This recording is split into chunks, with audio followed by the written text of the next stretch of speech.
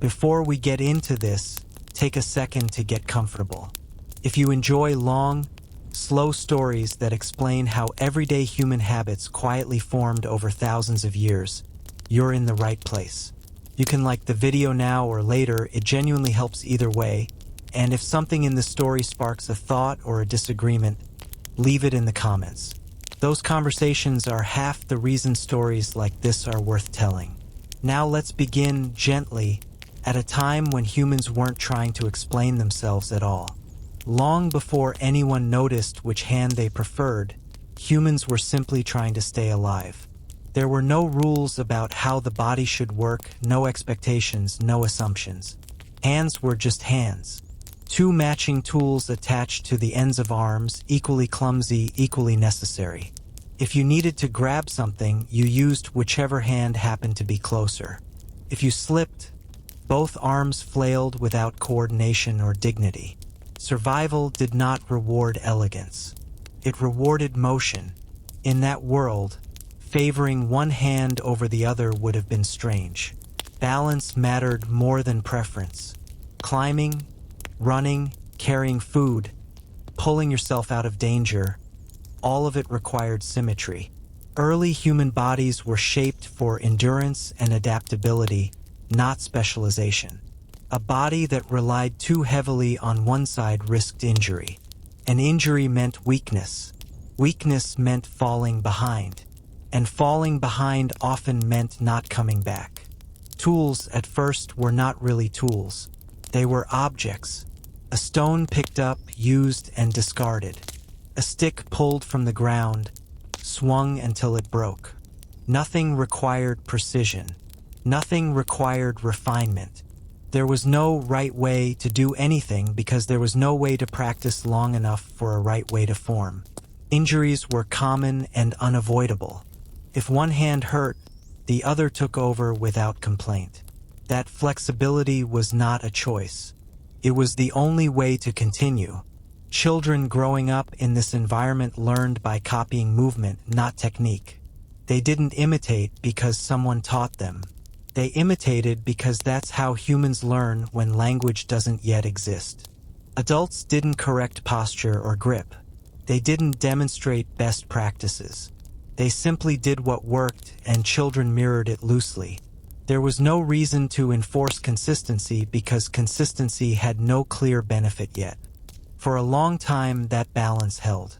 Bodies remained adaptable. Hands remained interchangeable. Nature had no reason to interfere. But humans have always had a habit of changing the rules without meaning to. The moment our ancestors stopped simply holding objects and started shaping them, something subtle shifted. Making a tool is different from using one. It requires repetition. It requires control. It requires doing the same movement again and again and hoping it works the same way every time. Early stone tools were unforgiving. Striking a rock incorrectly didn't just waste time. It sent sharp fragments flying toward fingers that couldn't be replaced. Precision became valuable very quickly. At first, people experimented. One hand, then the other. Whatever felt fine that day. But repetition has consequences. Using the same hand repeatedly made movements smoother. Angles became predictable. Results improved. Mistakes decreased. Blood loss, an underrated survival metric, went down. The body noticed. Brains are very good at noticing what reduces effort and injury. Repeating a movement builds efficiency. Muscles remember. The brain rewires itself to support what works. Once that process starts, switching hands begins to feel wrong. Not impossible, just uncomfortable. Like trying to speak with a mouthful of pebbles when you don't need to. The most successful toolmakers weren't the most creative. They were the most consistent. They didn't think about every strike. They let muscle memory do the work. And humans are excellent observers. When someone produced a good tool, others copied not only the tool but the way it was made. The stance, the grip, the hand. Children watched adults and repeated what they saw. Adults watched anyone who wasn't bleeding and did the same. Slowly, without anyone deciding it, one hand began doing most of the precise work. The other didn't disappear. Supported. It held things steady. It stabilized. It became essential in a quieter way. This wasn't a rule. It was an efficiency. And efficiency spreads easily. As repetition increased, brains adapted. Tasks that required planning and timing began clustering on one side of the brain. The hand connected to that side became faster and more reliable. Switching sides now felt like unnecessary risk. The brain had invested resources. It didn't want to start over. That preference wasn't conscious. It lived below awareness inside movement itself. Daily life reinforced it. Cutting meat, scraping hides, shaping wood. Each task repeated the same patterns. Each repetition strengthened the same pathways. Over time, the body stopped treating both hands as equals and started treating them as partners with different roles. One acted, one assisted, neither complained. Children absorbed this before they understood it. They practiced what they saw. Practice built familiarity. Familiarity built comfort. Comfort became default. By the time a child noticed they preferred one hand, the decision had already been made hundreds of times without thought. This is where handedness began to feel natural, even though it wasn't yet biological destiny. It was habit layered on habit, reinforced by success and quietly discouraged by discomfort. No one enforced it. No one explained it. It simply worked better most of the time. And here's the important thing to hold onto as we continue. Nothing about this was about superiority. One hand wasn't better by design. It became better through use. The other hand wasn't inferior. It was just used differently. Humans didn't choose a dominant hand because they wanted imbalance. They drifted toward it because repetition rewards consistency, and survival rarely argues with what works. As this pattern spread through groups, it began shaping how humans moved around each other, taught each other, and reacted under pressure. And once stress entered the picture, the bias deepened in ways no one could have planned. Once a preference exists, even a quiet one, the world has a way of testing it. Calm moments allow flexibility. Stress does not. And for early humans, stress arrived often and without warning. A sudden noise in the brush, a slip on loose ground, an animal charging when it shouldn't. In those moments, there was no time to think about balance or fairness. The body reacted first, and the hand that had practiced more moved sooner. This is where handedness began to harden. Under pressure, the brain does not explore options. It defaults. It reaches for the pathway that has fired successfully the most times before. That pathway was now linked to the hand that did the precise work, the hand that struck stone cleanly, the hand that had learned exact angles and timing. When danger appeared, that hand acted. The other followed. This mattered more than it sounds. Early humans didn't just use tools. They threw things. Stones, sticks, sharpened points. Throwing is not symmetrical. It relies on rotation, balance, and release timing. Repeating the same throwing motion with the same arm dramatically improves accuracy. Switching arms resets the learning curve. In hunting, resetting the learning curve could mean missing dinner or becoming it. Once hunting became cooperative, coordination became critical. Groups learned to space themselves based on expected movement. You needed to know which side someone would wind up from, where not to stand, when to move. When most people favored the same arm, group movement became predictable. Predictability reduced accidents. Fewer accidents meant fewer injuries. Fewer injuries meant more people surviving long enough to teach others. Stress reinforced this loop. When a hunt went wrong, bodies reacted before minds caught up. The practiced arm threw. The practiced side led when sprinting away. The same hand reached out to regain balance when someone slipped. Each stressful success strengthened trust in that side. The brain quietly updated its priorities. This is the hand we rely on when things matter. Importantly, this didn't erase variation. Some individuals still favored the opposite hand. Some were excellent hunters precisely because they moved differently. Unpredictability can be useful in chaos. But difference also required others to adjust, and adjustment under stress introduced risk. Groups don't eliminate difference outright. They simply organize around what causes the fewest problems. As this pattern repeated, children noticed something subtle. Adults didn't just use one hand more often. They used it first, especially when startled, especially when something went wrong. Children copied that instinctively. They didn't imitate calm behavior as closely as they imitated emergency reactions. The hand that saved adults in danger became the hand children trusted. This is how handedness stopped being just habit and started becoming instinctive. Not because anyone taught it that way, but because stress taught it more effectively than calm practice ever could. Repetition under pressure is powerful. The body remembers what worked when it was scared. Living in groups magnified this effect. When everyone around you reacts similarly in emergencies, coordination improves. You expect certain movements. You plan around them without thinking. Someone who reacts differently isn't wrong, but they are harder to predict. In a world where mistakes cost energy and energy was survival, predictability had value. No one punished those who differed. There were no rules, no taboos, no moral judgments yet. But friction existed. Learning took longer. Teaching required extra adjustment. Most people quietly aligned with the majority because it made life smoother. Humans have always preferred the path that demands the least constant correction. By now, handedness wasn't just about tools or hunting. It was about moving safely among others, about not colliding, about knowing where someone's arm would be. Shared habits reduced chaos. Chaos was dangerous. Natural selection didn't need to be dramatic here. It rarely is.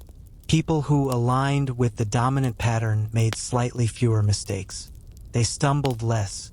They avoided one extra cut, one extra fall, one extra hesitation. Over years, those tiny advantages stacked. Those people lived a little longer, stayed healthier, and spent more time raising children who copied their movements. This wasn't destiny.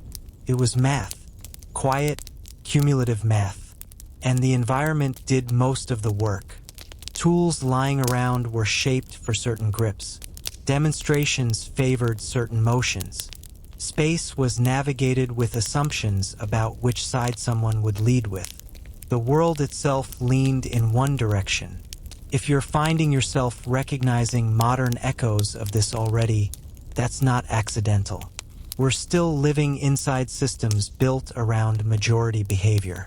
And most of the time, we don't notice until friction appears. Before we move on, if you're still with me, this is a good moment to check in. If this kind of slow explanation is working for you, liking the video helps it reach people who enjoy this pace. And if you've ever noticed how awkward it feels to use your non-dominant hand under pressure, that's not a personal failure. It's history moving through your muscles. By the time handedness reached childhood, it stopped feeling like something learned and started feeling like something discovered. This is where the story becomes quiet again, but in a different way. Not the chaotic quiet of early survival, but the background hum of daily life. Children in prehistoric groups were not taught in lessons. They were absorbed into environments already shaped by adult behavior. And those environments leaned, subtly but consistently, toward one hand. A child didn't wake up one day and choose a dominant hand. The world chose with them, slowly, repeatedly, without ceremony. Tools were lying around shaped by adult use. Stones already chipped with certain grips in mind. Handles worn smooth where fingers usually wrapped. Adults demonstrated tasks the same way over and over, not because they were enforcing tradition, but because their own bodies had long since stopped considering alternatives. When a child picked up a tool, adults adjusted their grip instinctively. They moved the child's hands into familiar positions, not to favor one side intentionally, but because that was the movement pattern stored in their own muscles. Correction without words still teaches. And when most adults share the same pattern, correction becomes statistically biased without anyone meaning it to be. Practice followed opportunity. The hand that was guided more often developed strength and coordination faster. Not because it was superior, but because it was invited into the task more frequently. The other hand still worked. It held, supported, steadied, but it practiced precision less. And practice always wins against potential. This early reinforcement mattered because children learn rapidly. Neural pathways form quickly and deepen with repetition. The hand that performed fine movements became comfortable. Comfort turned into confidence. Confidence reduced hesitation. Hesitation is costly when sharp objects are involved, even in play. So the child reached again with the same hand. The loop closed quietly. What's important here is that this wasn't genetic yet. It was environmental pressure applied early, before conscious choice existed. The child didn't think, "This is my dominant hand." They thought, "This works." And "this works" is one of the strongest teachers a brain ever encounters. As children grew, daily tasks reinforced the same pattern. Scraping hides, cutting food, carrying objects. Every repetition strengthened the same pathways. The body learned to conserve energy by defaulting to the movement that felt smoothest. Smoothness is addictive, feels safe, feels right, and once something feels right, questioning it feels unnecessary. By the time children were old enough to notice difference, the difference was already established. Trying to switch hands now felt awkward, not because it was forbidden, but because it required attention. Attention costs effort. Effort was precious. Life was already uncomfortable enough. This is the point where handedness started to feel natural, even inevitable. Not because it was written into DNA yet, but because it was written into experience early enough to become invisible. The child didn't remember learning it. They only remembered using it. As this pattern repeated across generations, something subtle happened. Preference began appearing earlier, not fixed at birth, but emerging sooner. The environment no longer waited for habit to form slowly. It nudged it immediately. From the moment a child could grasp, the world rewarded one pattern more often than the other. Variation still existed. Some children leaned the opposite way. They adapted. They functioned. But adaptation required extra work. Copying demonstrations meant mental flipping. Learning took slightly longer. None of this was impossible. It was just inconvenient. And inconvenience in prehistoric life was something people avoided when they could. Over time, handedness crossed an important threshold. It stopped needing constant reinforcement to persist. It became background structure, the way things were done, the way bodies moved around one another, the way space was shared. It didn't announce itself. It simply existed. Once a behavior reaches that stage, it becomes tradition without ever being named. No one says, "This is our tradition now." They just repeat it because changing feels strange. And strange draws attention. Attention, historically, has rarely been kind. By now, handedness wasn't about tools or hunting alone. It was about predictability. When everyone around you moved in expected ways, coordination improved. Teaching became easier. Accidents decreased. Group efficiency increased without discussion. The group didn't become better because it was smarter. It became better because it moved the same way. Predictability mattered in close quarters. Several people working near each other with sharp objects needed to anticipate movement. Knowing which arm someone would extend reduced collisions.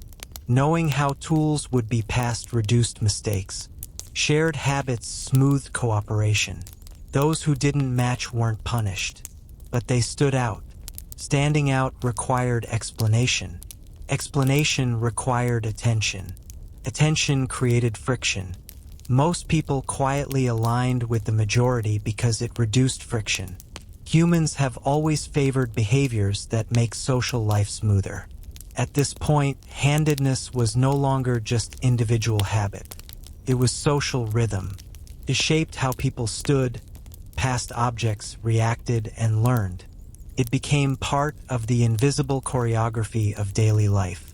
If you pause here and think about your own habits, this pattern may feel uncomfortably familiar. How many things do you do not because you chose them, but because the world around you was built that way before you arrived? How often does convenience masquerade as preference? If this perspective is shifting how you think about something as simple as which hand you use, that's worth noticing. And if you're enjoying this slow unpacking, subscribing helps make sure these long stories keep finding people who want them. As children grew into adults, the habits they carried stopped being flexible. What had once been learned quietly became something defended unconsciously. This is where handedness crossed another line. It moved from habit into tradition, not written or spoken, but embedded in how people expected bodies to behave. Tradition doesn't begin with rules. It begins with repetition that no longer feels optional. When a movement is repeated across enough lives, it gains weight. Not moral weight, not authority, but familiarity. Familiar things feel correct. Correct things stop being questioned. By this stage, humans were no longer just surviving day to day. Groups had routines, seasonal patterns, shared tasks that required coordination over long periods. Food preparation, shelter building, tool maintenance, childcare. All of these benefited from predictability, and predictability favors standardization. When most people in a group used the same hand for fine tasks, tools slowly reflected that reality. Handles angled slightly, grip points worn unevenly, objects balanced for a certain motion. None of this was planned. Materials simply responded to repeated use. Over time, tools began subtly favoring the majority hand. Not enough to prevent others from using them, but enough to reward familiarity. This created a quiet feedback loop. Tools favored one hand. That hand performed better. Better performance reinforced preference. Preference shaped the next generation of tools. The environment itself began teaching handedness without instruction. As societies grew larger, this mattered more. In small groups, difference is manageable. In larger groups, standardization reduces confusion. When dozens of people work together, shared expectations prevent mistakes. Knowing how something will be handed to you, from which side, at what angle, reduces the need for constant adjustment. Passing objects is a small thing until it isn't. In tight spaces, around fires, near sharp edges, assumptions keep people safe. If most people extend the same hand, others position themselves accordingly. Movement becomes fluid. Deviations don't cause disaster, but they interrupt flow. Humans are deeply sensitive to interruption. We label it inefficiency, awkwardness, or error, even when no harm occurs. This is where handedness quietly gained social gravity. Not enough to be enforced, but enough to be noticed. A person who consistently moved differently required others to adapt. Adaptation costs attention. Attention costs energy. Over time, energy costs shape behavior more reliably than instruction ever could. No one needed to say, "This is the correct hand." The environment said it. The tools said it. The movement of others said it. And when the same message comes from every direction, resistance feels pointless. It's important to be clear here. This was not oppression in the modern sense. There was no stigma yet, no punishment, no moral judgment. Difference existed and was tolerated. But tolerance does not equal neutrality. Subtle disadvantages accumulate quietly. A little extra effort here, a little extra adjustment there. Over years, those small costs shape population patterns. As handedness stabilized socially, it began interacting with something else. Communication. Gestures matter. Humans speak with their hands even before language fully forms. Gestures emphasize meaning. They point, warn, invite, threaten. When most gestures come from the same side, interpretation becomes faster. The brain learns where to look. Eye movement and attention followed predictable patterns. Faces turned slightly, bodies angled. Social space organized itself around expectation. None of this required conscious agreement. It emerged from repetition. Once communication leaned in one direction, handedness gained another layer of reinforcement. Now it wasn't just about tools or work. It was about being seen and understood. Gesturing with the expected hand meant clarity. Using the opposite required more attention from others. Again, not wrong, just less efficient. Efficiency has always been one of humanity's quiet gods. We rarely worship it openly, but we obey it constantly. As generations passed, something else happened. Brains began specializing further. Tasks requiring sequencing, planning, and fine motor control clustered more strongly on one side. This didn't happen because handedness caused brain asymmetry alone. It happened because behavior and biology influence each other over time. Repeated use strengthens neural networks. Stronger networks attract further specialization. This is where culture and biology started feeding each other. Not genetics yet, but development. Brains grew expecting certain patterns. Children born into these environments encountered asymmetry immediately. The world felt lopsided before they could name it. By now, handedness was no longer fragile. It didn't need active reinforcement to survive. It was embedded in objects, movement, teaching, communication, and expectation. Even if someone wanted to change it, there was little incentive to try. Everything worked well enough as it was. This is the stage where humans often mistake history for nature. When something has existed longer than living memory, it feels inevitable. But inevitability is usually just accumulated habit wearing a biological mask. If you're noticing parallels to modern life here, that's intentional. Many things we assume are hardwired began as convenience layered over time.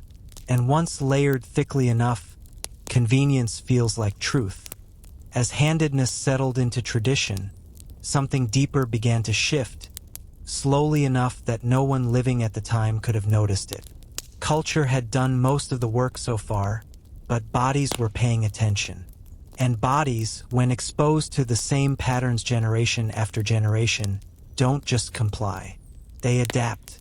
This is where biology enters the story not as a dictator, but as a collaborator. Human bodies are plastic, especially early in life.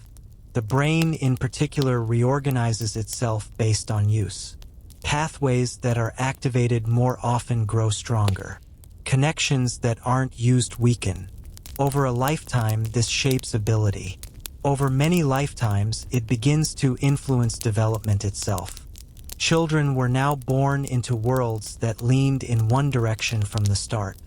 The tools they would one day use already favored a certain grip.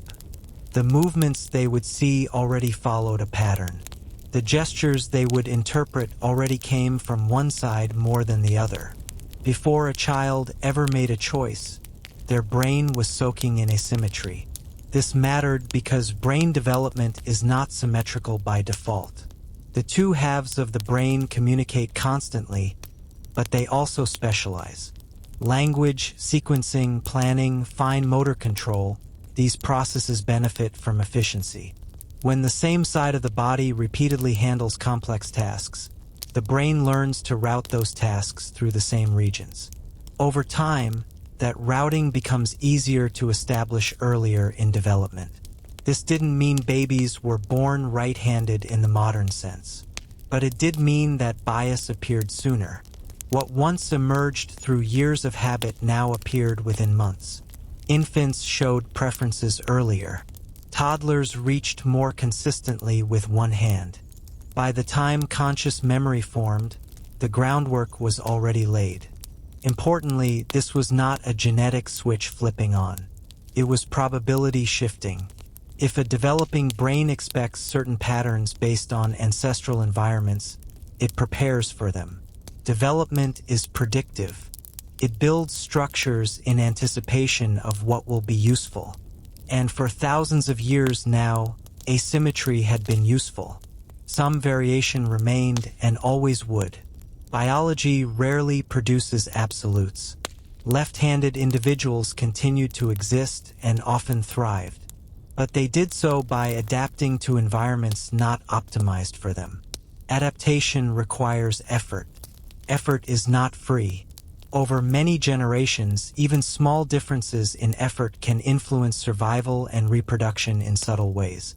This is where handedness began drifting toward inheritance without becoming fully deterministic.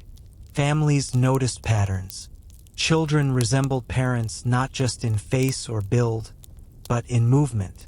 Part of this was imitation. Part of it was shared environment. Part of it was developmental bias shaped by generations of the same pressures. Humans, being meaning-making creatures, eventually noticed this pattern.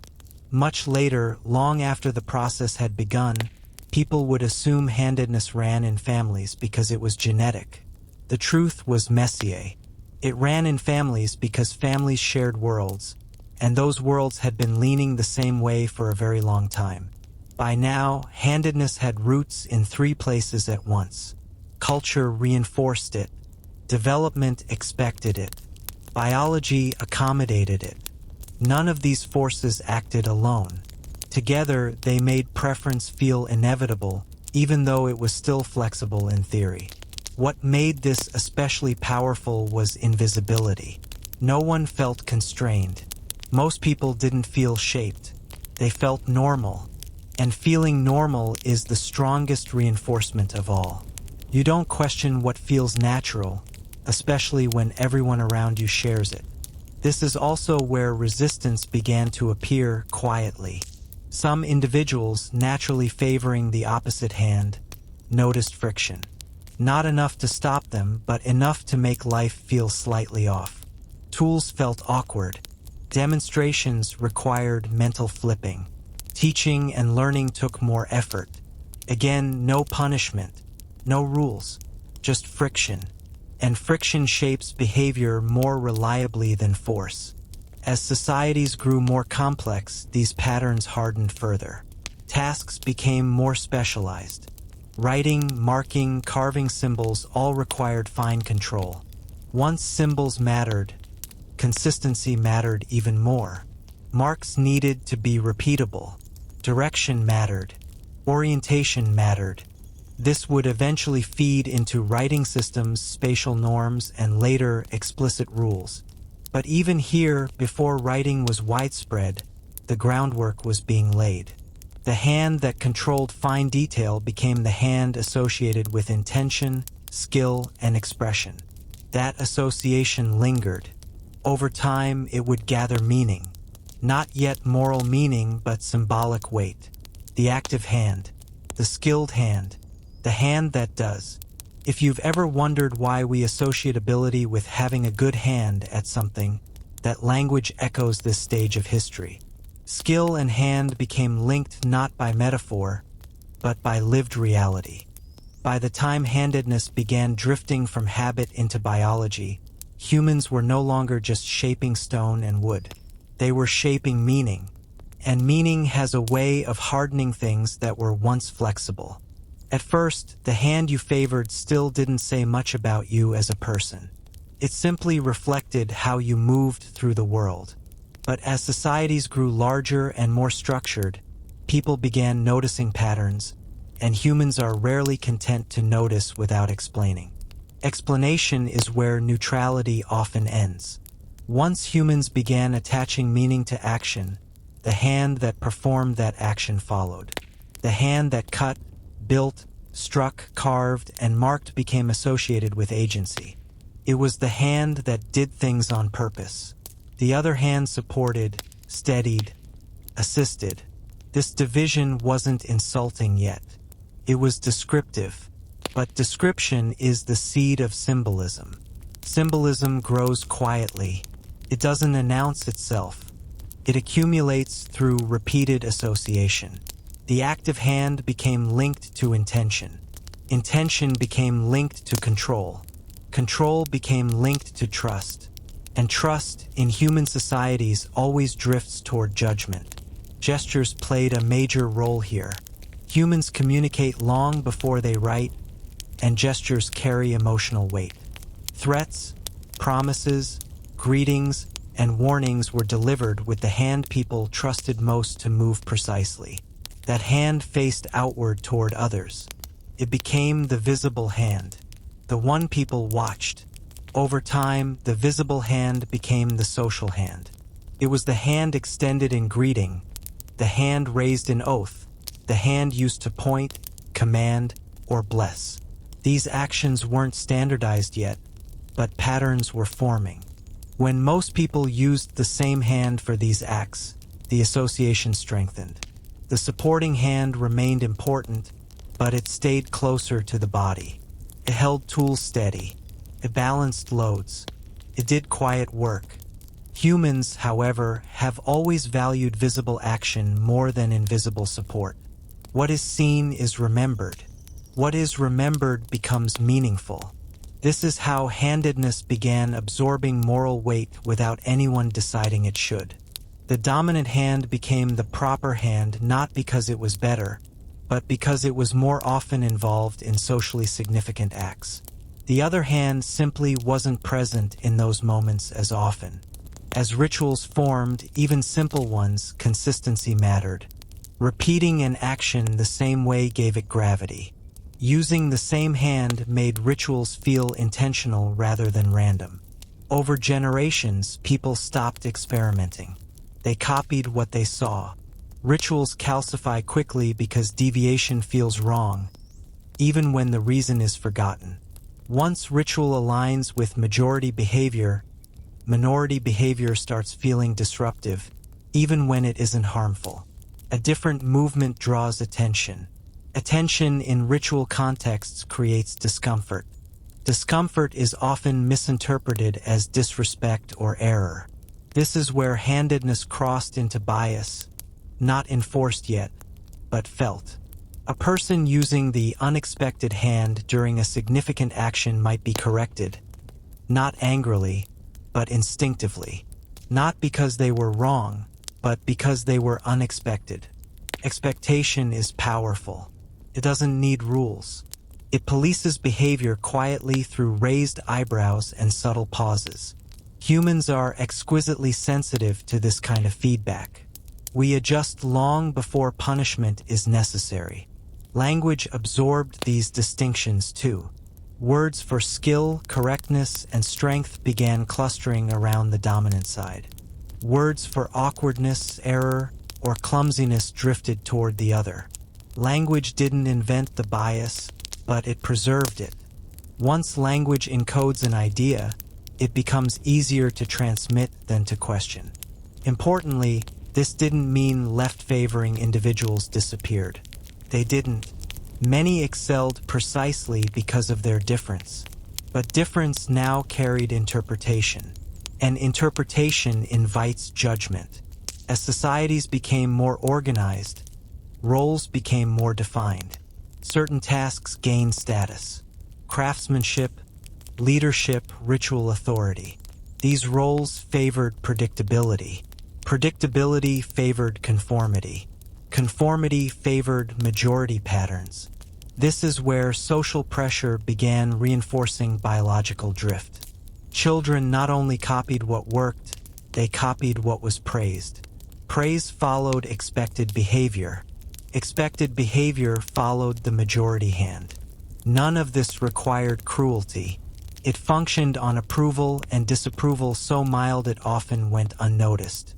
Correction here, a demonstration there, a subtle redirection of a child's grip. Over time, these nudges accumulated. This is also where handedness began intersecting with identity. Not consciously yet, but implicitly. The way you moved your body signaled whether you fit easily into shared patterns. Humans are social animals. Fitting matters, not because exclusion is always threatened, but because belonging feels good. Once belonging becomes tied to bodily habit, that habit becomes sticky. People defend it without knowing why. They pass it on without questioning it. They assume it's natural because it feels normal. If this part of the story feels uncomfortable, that's a good sign. It means you're seeing how something as simple as which hand you use can drift from convenience into judgment without anyone intending harm. Most social biases begin this way, quietly, invisibly, carried forward by habit rather than malice. If you've ever been corrected for something you didn't realize was wrong until someone pointed it out, you've felt this mechanism firsthand. And if this story is holding your attention, consider subscribing. Long, slow explanations survive only when people choose depth over speed. As symbols became permanent, handedness stopped being something you could ignore. Marks on stone, clay, bone, and bark do not disappear when the moment passes. They stay. They accumulate. And once humans began recording thought instead of just expressing it, the hand doing the recording gained a new kind of power. Early marking was not writing in the modern sense. It was counting, ownership, memory aids, ritual notation. Lines scratched into bone to track days. Symbols carved to mark territory. Simple images painted on cave walls to tell a story that words could not yet carry. These acts demanded control, steadiness, and repeatable motion. They rewarded consistency more than brute strength ever had. When you scratch a line into a surface, the angle matters. Pressure matters. Direction matters. Repeating the same motion produces cleaner results. Switching hands mid-task produces irregularity. Over time, the hand already trained for precision became the hand trusted with permanence. The supporting hand held the surface steady.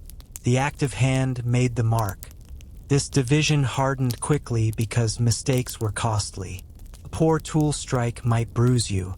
A poor mark might miscount food, misrepresent ownership, or confuse meaning. Once symbols carried consequence, people cared more about doing them correctly, even if no one could fully explain what correct meant yet. Here's where direction enters the story. Most right-handed people find it easier to pull a tool toward the body or move it from left to right across a surface. This isn't cultural at first. It's mechanical. The wrist, elbow, and shoulder align more comfortably that way. When most people share that bias, marks begin flowing in the same direction naturally. Over time, these directional habits stabilize. A group expects symbols to progress a certain way. Deviations feel confusing. Not wrong, but harder to read. Reading, even in its earliest forms, relies on predictability. The eye wants to know where to go next. This is how handedness quietly influenced the direction of early writing systems long before anyone debated it. The hand shaped the line shaped the eye shaped expectation, and expectation shaped tradition. Once writing directions settled, tools followed. Surfaces were prepared accordingly. Space was organized around the flow of marks. Instruction followed the same direction. Teaching assumed the same motion. Anyone moving differently had to mentally reverse the process. Again, not impossible, just more effort. As writing systems grew more complex, handedness became even more relevant. Symbols became smaller. Precision mattered more. Speed mattered. Smudging mattered. A hand moving in the expected direction avoided dragging across fresh marks. That advantage reinforced preference further. This is one of the moments where handedness stopped being merely tolerated difference and started being inconvenient difference. Not punished, but discouraged by design. The environment itself rewarded conformity. Importantly, this influence ran both ways. Writing didn't just reflect handedness. It reinforced it.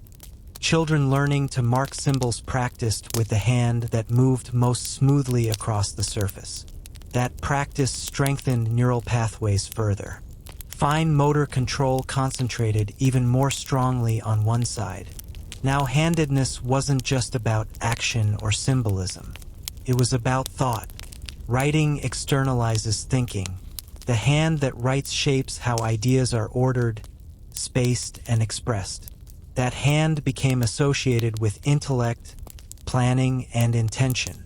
This association lingered.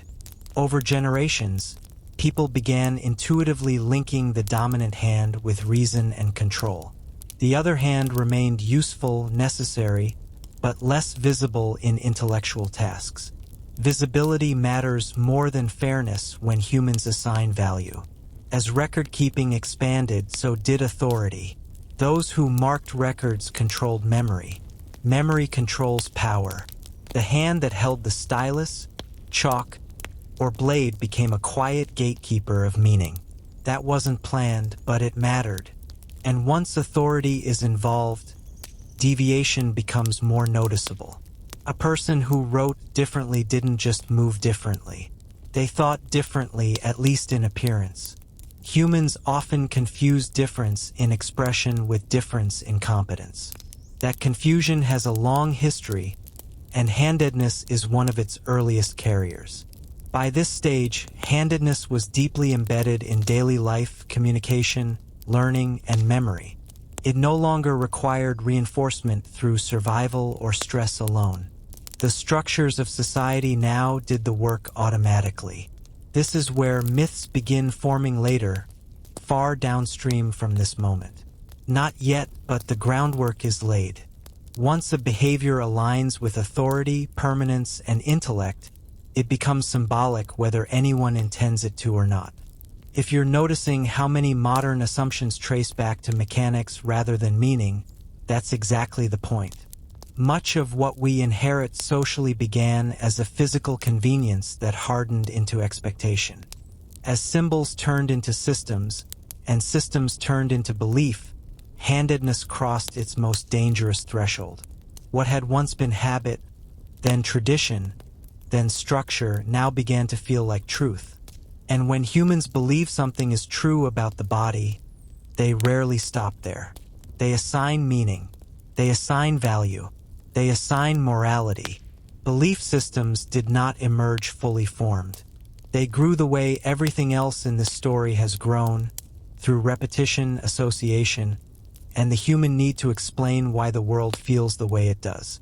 When most people act one way, and a few act another, the difference invites stories. Stories eventually harden into explanations. Explanations become beliefs. By this stage, handedness was already unevenly distributed. The majority favored one hand for skilled, visible, socially significant actions. That majority pattern had shaped tools, writing, gesture, and authority. When belief systems began organizing the world into categories, that imbalance was already present, waiting to be interpreted. Humans are pattern-seeking creatures. We rarely accept randomness when a pattern is visible. If most leaders gesture with the same hand, that hand begins to feel authoritative. If most skilled artisans carve with the same hand, that hand begins to feel capable. Over time, these observations stop being descriptive and start becoming prescriptive. The dominant hand became associated with order. Order became associated with safety. Safety became associated with goodness. None of this required conscious agreement. It was the emotional logic of survival dressed up as belief. The other hand, by contrast, became associated with deviation. Deviation is not inherently bad, but it makes humans uneasy. Uncertainty feels threatening. When a behavior deviates from expectation, the brain flags it. That flag doesn't say wrong, but it does say pay attention. Over time, constant attention turns into suspicion. This is how superstition forms. Not from malice, but from discomfort repeated often enough to feel meaningful. Early belief systems tied the body to the unseen. Illness, weather, fortune, fertility, all were interpreted through symbolic frameworks. The body became a map for meaning. Which side acted? Which side supported? Which side faced outward? These distinctions mattered once people believed the universe itself had intention. The hand that acted decisively became associated with strength granted by forces beyond the human. The hand that supported quietly became associated with passivity. These ideas weren't spoken universally, but they appeared again and again across cultures separated by geography and time. Not because they copied each other, but because they were building explanations from similar physical realities. Once belief enters the picture, neutrality vanishes. Difference must be explained, and explanation often becomes judgment. A person favoring the unexpected hand was no longer just different. They were unusual. Unusual attracts stories. Stories attract fear when understanding is limited. This is not to say early humans actively persecuted based on handedness at this stage. That comes later. Here, the shift is subtler. It's the beginning of association, the beginning of normal and other. Children absorb this faster than adults. They notice reactions before they understand reasons. A pause when someone uses a different hand. Correction framed as guidance. A joke. A story. These moments teach what is acceptable without ever stating it outright. Once belief aligns with habit, behavior becomes self-policing. People adjust themselves to avoid standing out. They don't need enforcement. They anticipate reaction. Anticipation shapes action more reliably than punishment ever could. This is where handedness stopped being merely inconvenient difference and started becoming loaded difference. Still quiet, still mostly unspoken, but present. Ritual amplified this further. Rituals demand consistency because they are meant to connect humans to something larger than themselves. Variation feels disruptive in sacred contexts. When rituals favored the majority hand, deviation felt wrong in a way that everyday tasks did not. Not practically wrong, spiritually wrong.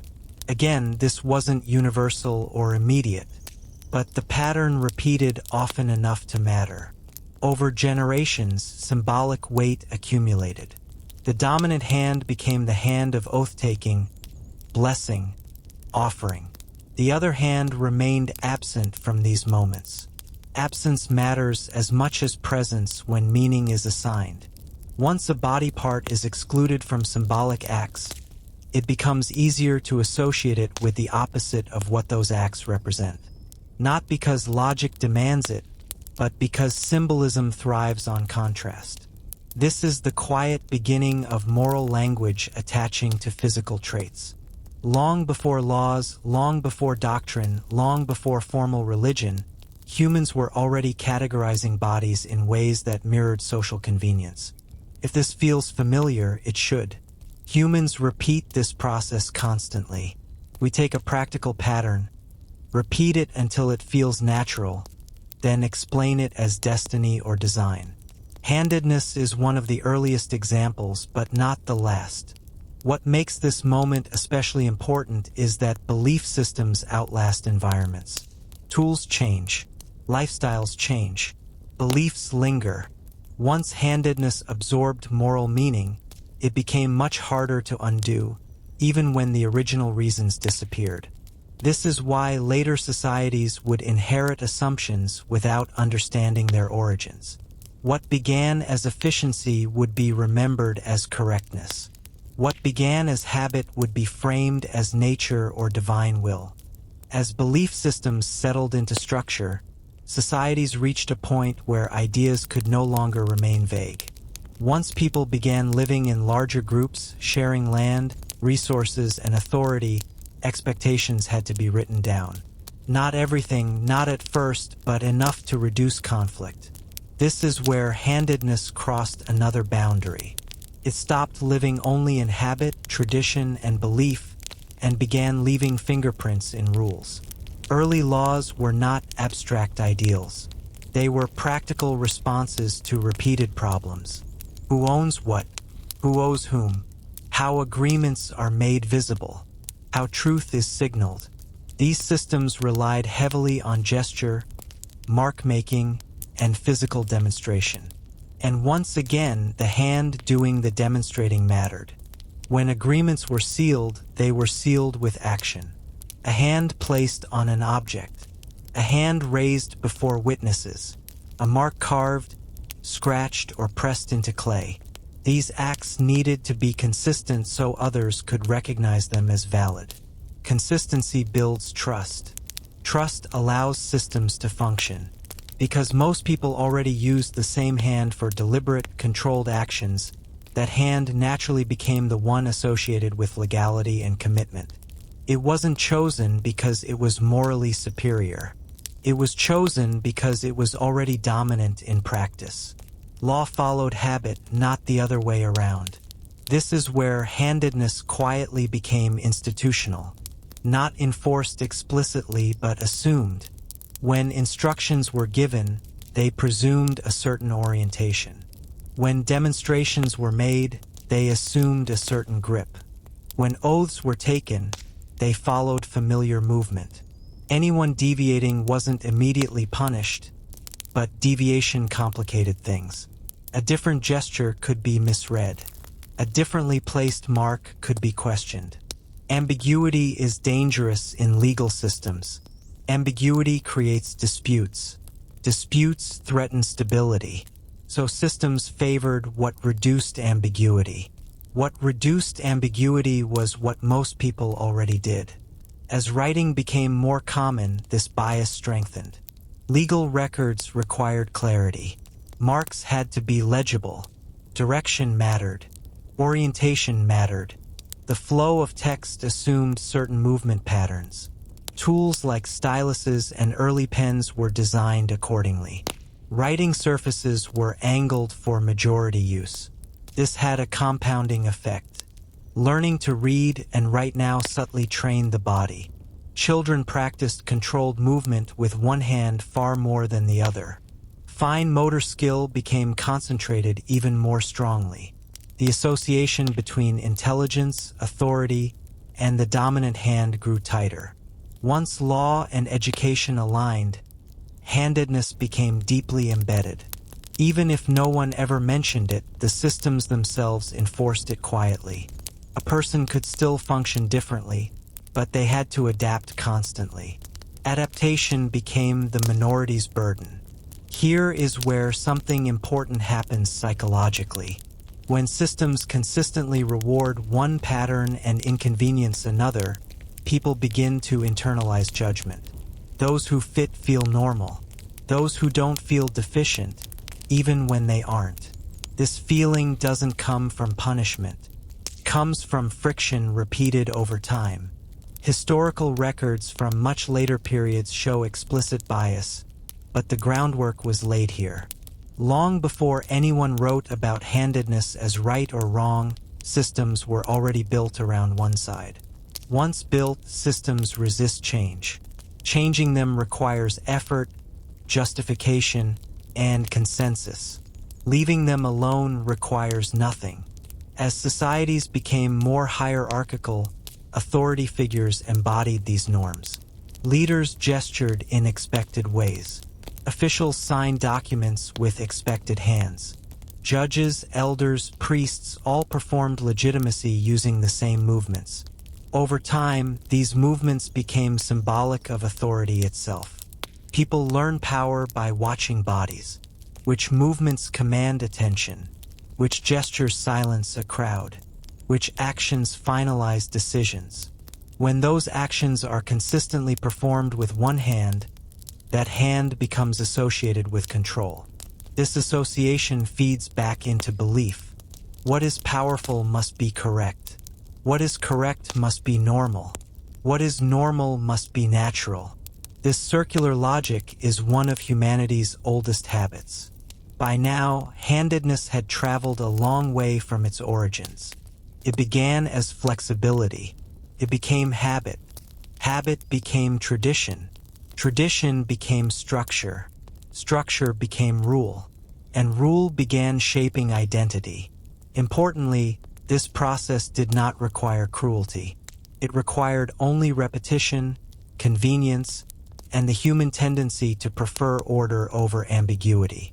Most large-scale biases in history follow this same path. They don't begin with hatred. They begin with systems optimized for the majority. If this story feels uncomfortably familiar, that's because the mechanism never stopped operating. We still build systems around what most people do, then mistake those systems for neutral. Handedness just happens to be one of the earliest examples we can trace clearly.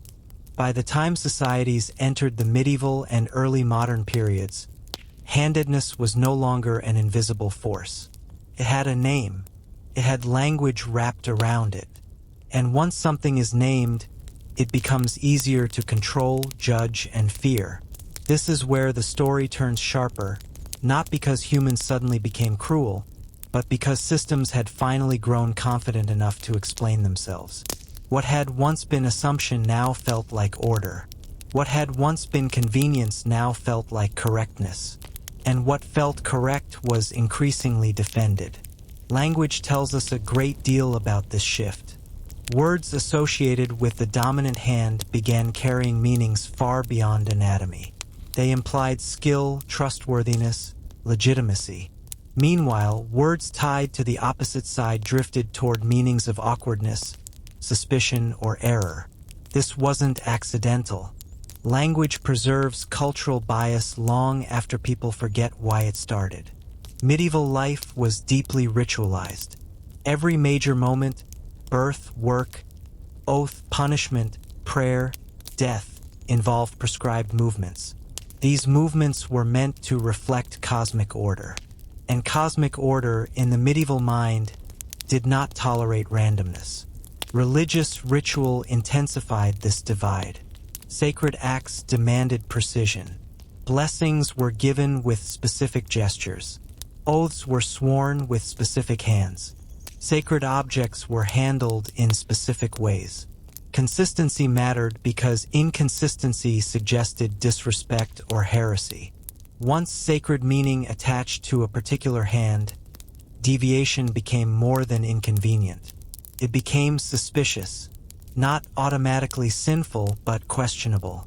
And in a world where survival depended on community trust, being questionable was dangerous. Children were now corrected deliberately, not harshly at first, redirected, guided, encouraged to do it properly. This was no longer just imitation. It was instruction. Adults believed they were helping children succeed in a world with expectations. And they were right in a sense. The world was not built to accommodate difference easily. Trades reinforced this further. Apprenticeships required copying a master's movements exactly. Precision mattered. Deviating from the standard wasn't innovation. It was error. Tools were designed for the expected hand. Workshops were arranged around it. Safety depended on it. A left-favoring apprentice didn't fail automatically, but they struggled more. Their mistakes were more visible. Visibility invites correction. Correction invites shame. Shame shapes behavior powerfully. Over time, difference stopped being neutral and started being moralized. Not always explicitly, but often enough to matter. A person who consistently used the wrong hand was no longer just different. They were seen as careless, defiant, or suspiciously resistant to order. This is also where superstition deepened. Medieval thinking linked physical difference to spiritual significance. Unusual traits were read as signs, sometimes divine, sometimes demonic. The same mechanism applied to birthmarks, scars, and deformities. Handedness became part of this symbolic vocabulary. The dominant hand was associated with righteousness not because it was inherently good, but because it aligned with authority, ritual, and law. The other hand, by contrast, was associated with secrecy, deviation, and disorder. Not universally, but persistently enough to shape attitude. Importantly, none of this required widespread violence to be effective. Social pressure did most of the work. A child corrected daily learns quickly. An adult mocked quietly adapts.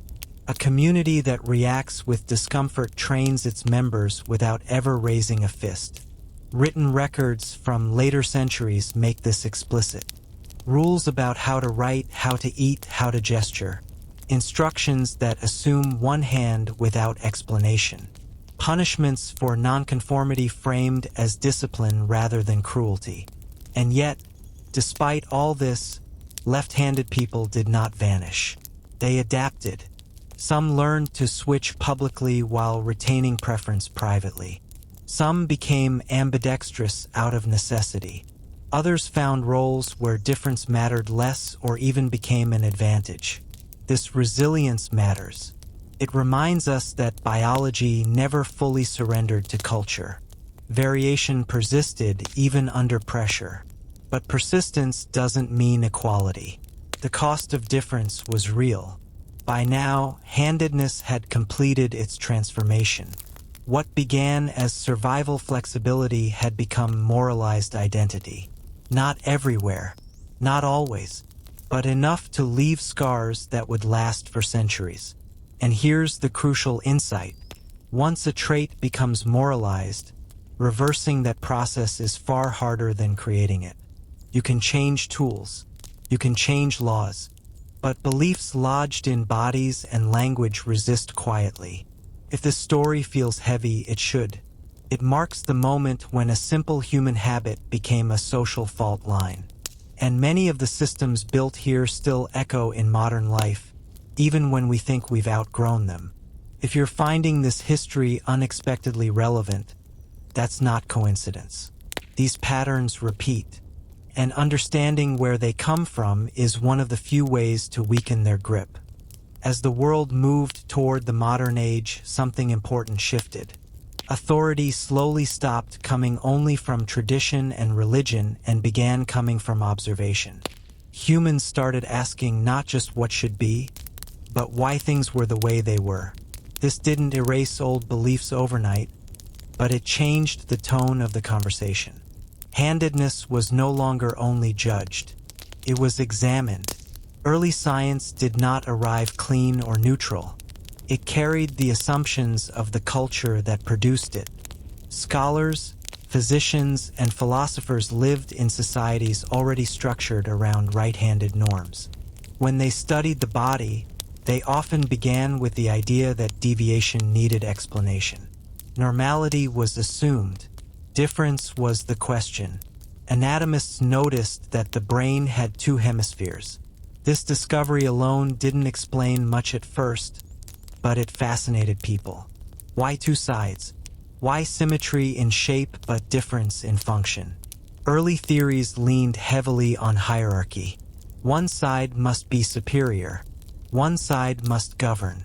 This fit neatly with existing beliefs about order. Because most people were right-handed, and because right-handedness was associated with skill, authority, and correctness, it felt logical to assume the left side of the brain was dominant in a moral and intellectual sense. Evidence was interpreted through expectation.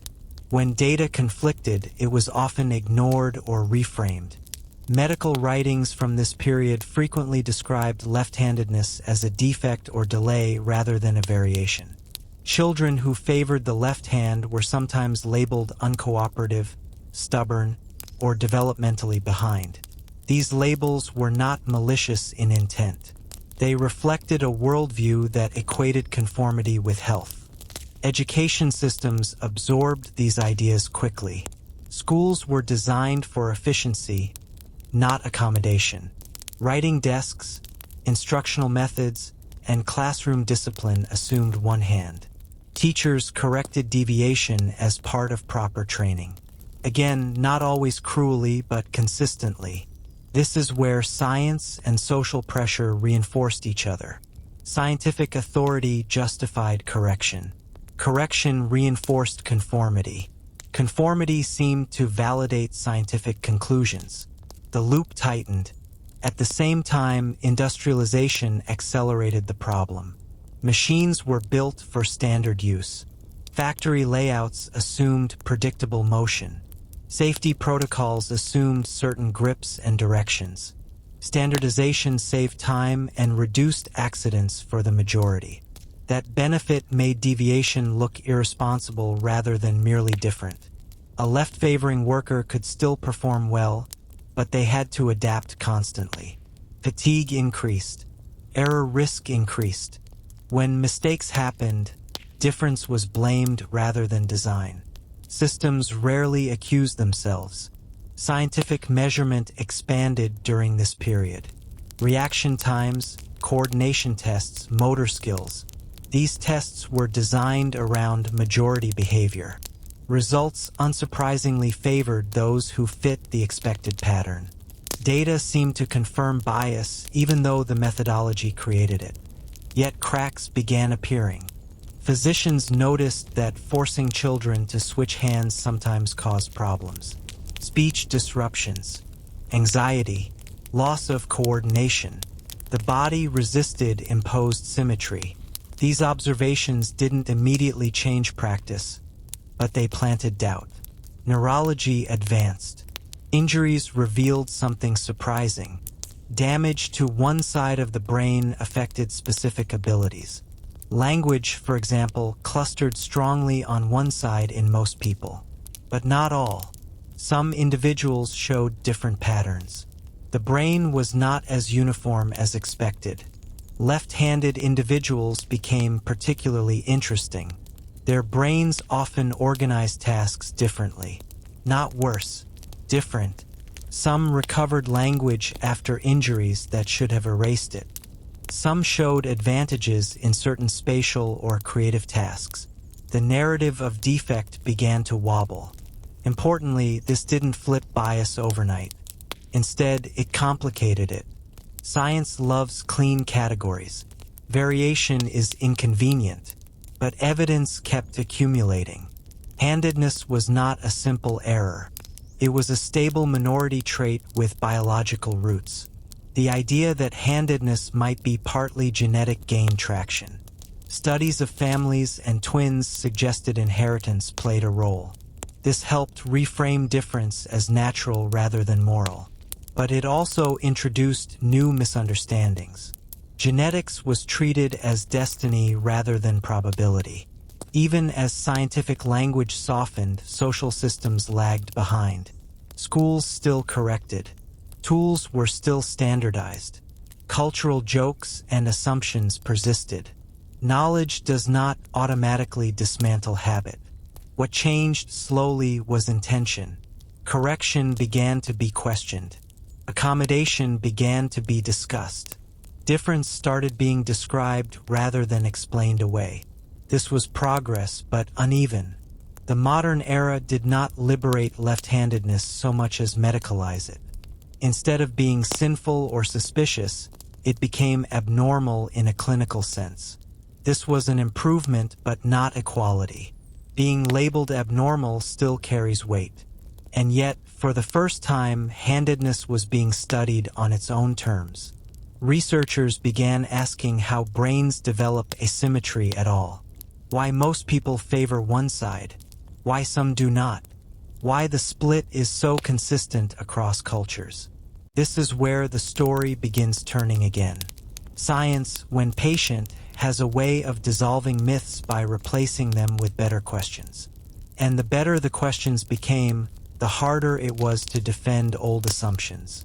As modern neuroscience took shape, handedness finally stepped out of the shadows of judgment and into the light of mechanism.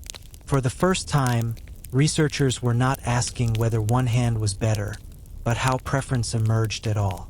And the answers, when they came, were far less simple than anyone expected. One of the earliest surprises was timing. Brain asymmetry does not wait until childhood. It begins before birth. Ultrasound studies eventually showed fetuses favoring one hand over the other while still in the womb. Long before culture, before tools, before correction, the body was already leaning. Not decisively, not permanently, but noticeably. This discovery unsettled many assumptions. If preference appeared before teaching, then culture could not be the sole cause. But if culture shaped expression so strongly, biology could not be the sole cause either. Handedness sat in the uncomfortable space between nature and nurture, refusing to belong fully to either. Neuroscience revealed that the brain is asymmetric by design. The two hemispheres process information differently, not hierarchically but functionally.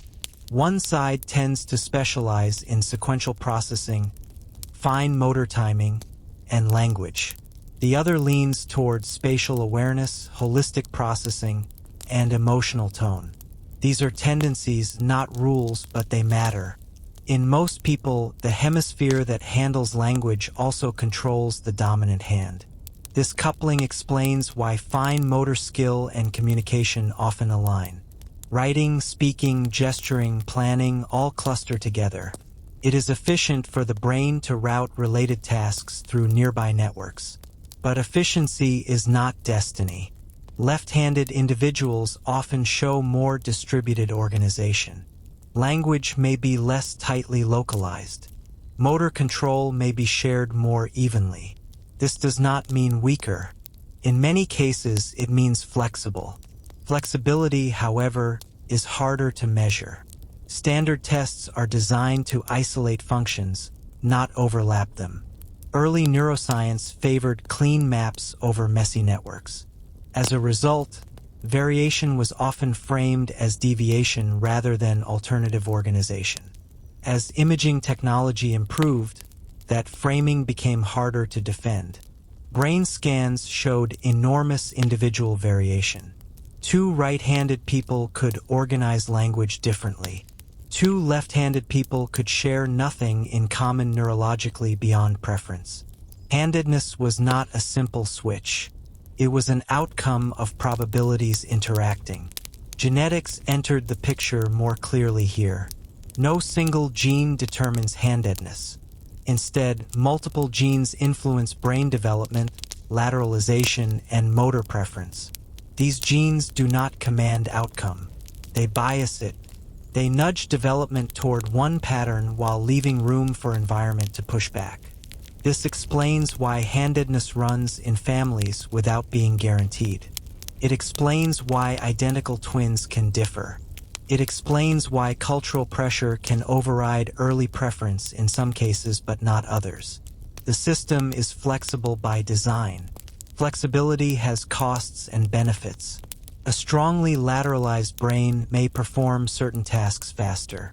A more distributed brain may recover better from injury. There is no universal advantage. Evolution rarely optimizes for one outcome alone. It preserves variation because environments change. This realization reframed handedness entirely. It was no longer a mistake to be corrected. It was a spectrum of organization strategies. Most people cluster on one side because that strategy works well often enough. Some cluster elsewhere because variation itself is valuable. Importantly, this did not mean culture was irrelevant. Neuroscience confirmed what history suggested. Early experience shapes expression. A child with a mild left preference raised in a strongly right-biased environment may shift. A child with strong preference may resist. The brain negotiates with the world continuously. This negotiation explains why forced switching caused harm in some children but not others. Those with strong neural bias experienced conflict, speech disruption, anxiety, loss of coordination. Their brains were being asked to reroute deeply embedded pathways. Those with weaker bias adapted more easily. Understanding this distinction changed medical guidance. Over time, professional consensus shifted. Forced correction was discouraged. Accommodation became recommended. Variation was recognized as normal. But recognition does not erase legacy. Tools, systems, and habits built over centuries do not change quickly. Even today, many environments quietly favor one hand. Not out of malice, but inertia. Modern life adds new layers. Touchscreens, keyboards, controllers. Some reduce bias. Others introduce new ones. Digital interfaces are often symmetrical in theory but asymmetrical in practice. Design decisions still assume majority behavior unless challenged. At the same time, handedness intersects with new areas of study. Sports science, cognitive psychology, even evolutionary game theory. Researchers examine why left-handedness persists at stable minority levels. One explanation suggests advantage in competition. Unpredictability can be beneficial when most opponents are trained against a dominant pattern. This idea mirrors earlier survival contexts. Difference becomes advantage under certain conditions. When systems grow too uniform, variation exploits blind spots. Nature seems to preserve left-handedness not despite its costs, but because of its occasional benefits. What neuroscience ultimately teaches is humility. The brain is not optimized for our categories. It evolves, adapts, and compromises. Handedness is not a flaw or a feature. It is a trace of history written into neural tissue. If this part of the story feels like it complicates rather than resolves, that's honest. Real explanations often do. Simplicity is comforting, but it is rarely accurate. Even after science stripped handedness of myth and moral judgment, everyday life quietly kept the old patterns alive. Modern society likes to believe it has outgrown ancient bias, but bias doesn't vanish when it's disproven. It lingers in design, habit, and assumption, especially when those assumptions feel harmless. Look around any ordinary space. Door handles, scissors, notebooks, credit card machines, cameras, power tools.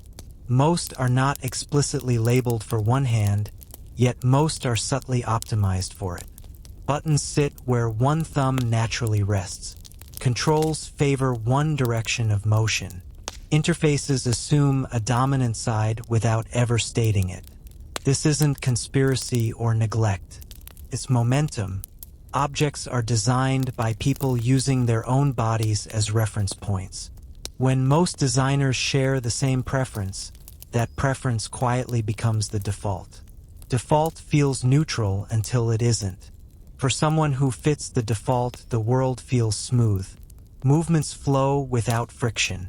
Tasks feel intuitive. For someone who doesn't, the world asks for small adjustments constantly. Switch hands.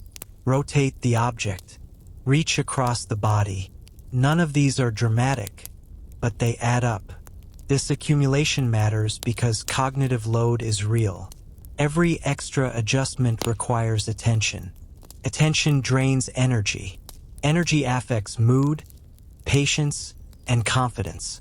Over a day, then a lifetime, small inconveniences can shape experience. Education still reflects this. Desks, notebooks, demonstration angles. Even when teachers are aware, the environment resists change. Accommodation often requires effort, and effort is easier to avoid when the issue seems minor. Yet, for the individual experiencing it, the issue is never isolated. It's continuous. Sports reveal another layer. In competitive contexts, handedness can flip from disadvantage to advantage. Left-favoring athletes often perform well in sports involving direct opposition. Boxing, tennis, fencing, baseball. Their movements are less familiar to opponents trained against majority patterns. Unpredictability disrupts expectation. This mirrors earlier evolutionary advantages. Difference becomes strength when systems grow uniform. What once created friction now creates opportunity. The same trait that was discouraged socially becomes celebrated competitively. But celebration is conditional. It values difference only when it produces results. Outside those contexts, accommodation remains inconsistent. The lesson society often sends is subtle. Difference is acceptable when it benefits us, inconvenient when it doesn't. Technology complicates things further. Digital tools promise neutrality, but they inherit human assumptions. Mouse placement, swipe direction, controller layout. Some tools allow customization. Many do not. Customization itself becomes a burden placed on the minority. Voice interfaces and automation reduce some bias. But even language recognition systems are trained on majority patterns. Subtle asymmetries persist. They always do when systems are optimized statistically. Social perception has improved, but remnants remain. Jokes, idioms, expressions that associate ability with one side and clumsiness with the other. Language evolves slowly. We repeat phrases long after their meanings are outdated. Words carry history whether we acknowledge it or not. What's striking is how rarely most people notice this. When the world fits you, fit feels invisible. Only friction makes design visible. Only resistance reveals structure. This is why understanding handedness is about more than hands. It's about how systems treat variation. Modern psychology emphasizes inclusion, yet inclusion often focuses on visible difference. Handedness hides in plain sight. It's common enough to be dismissed, rare enough to be inconvenient. That combination allows bias to persist quietly. At the same time, awareness has grown. Parents are advised not to correct preference. Designers increasingly consider ambidextrous use. Research continues exploring how lateralization affects cognition, creativity, and resilience. Progress exists, even if it's uneven. Perhaps the most important shift is philosophical. We are slowly learning that variation is not noise in the system. It is part of the system's strength. Uniformity feels efficient until conditions change. Then flexibility saves us. Handedness illustrates this perfectly. If everyone were identical, adaptation would suffer. Minority traits persist because they sometimes solve problems the majority cannot. Evolution doesn't care about comfort. It cares about survival across changing environments. Understanding this reframes difference entirely. Instead of asking why some people don't fit the world, we can ask why the world fits so narrowly. That question applies far beyond hands. If you've made it this far, you've been tracing a single human habit across biology, culture, belief, science, and daily life. That kind of attention is rare, and it matters. These stories only exist because people are willing to sit with complexity rather than rush to conclusions. When you pull back far enough, handedness stops being a story about hands at all. It becomes a mirror, one of the clearest we have, showing how humans turn small physical differences into large social realities. The reason this story matters isn't because of which hand most people use, but because of how quickly we build worlds that assume one version of the body and quietly ask everyone else to adjust. What makes handedness such a useful mirror is its simplicity. There is no ideology attached at birth. No belief system. No conscious choice. A slight bias in movement appears early, sometimes before language, sometimes before memory. And yet, by the time a person reaches adulthood, that tiny bias has often been interpreted, explained, corrected, rewarded, discouraged, or moralized by the world around them. Humans like to believe they are rational builders of systems, but in reality, we are reactive. We notice what most people do, then design around it. Once designed, we defend it. And once defended long enough, we forget that any other option ever existed. Handedness shows this process in slow motion. Preference emerges. Tools adapt. Teaching adapts. Language adapts. Belief adapts. Law adapts. Science adapts. At each stage, the adaptation feels reasonable, necessary even. No single step looks malicious, but the end result is a world that feels neutral only to those it fits. This is why handedness has survived as a quiet bias even in societies that pride themselves on fairness. It doesn't announce itself loudly enough to demand correction. It lives in ergonomics, expectations, jokes, and habits. It's too ordinary to feel political, too subtle to feel urgent. And yet, if you ask people who don't fit the default, the experience is unmistakable. They notice the resistance immediately, not as hostility, but as constant negotiation. Every object asks a small question. Will you adjust, or will you struggle? Over time, answering that question again and again shapes how people relate to systems, authority, and even themselves.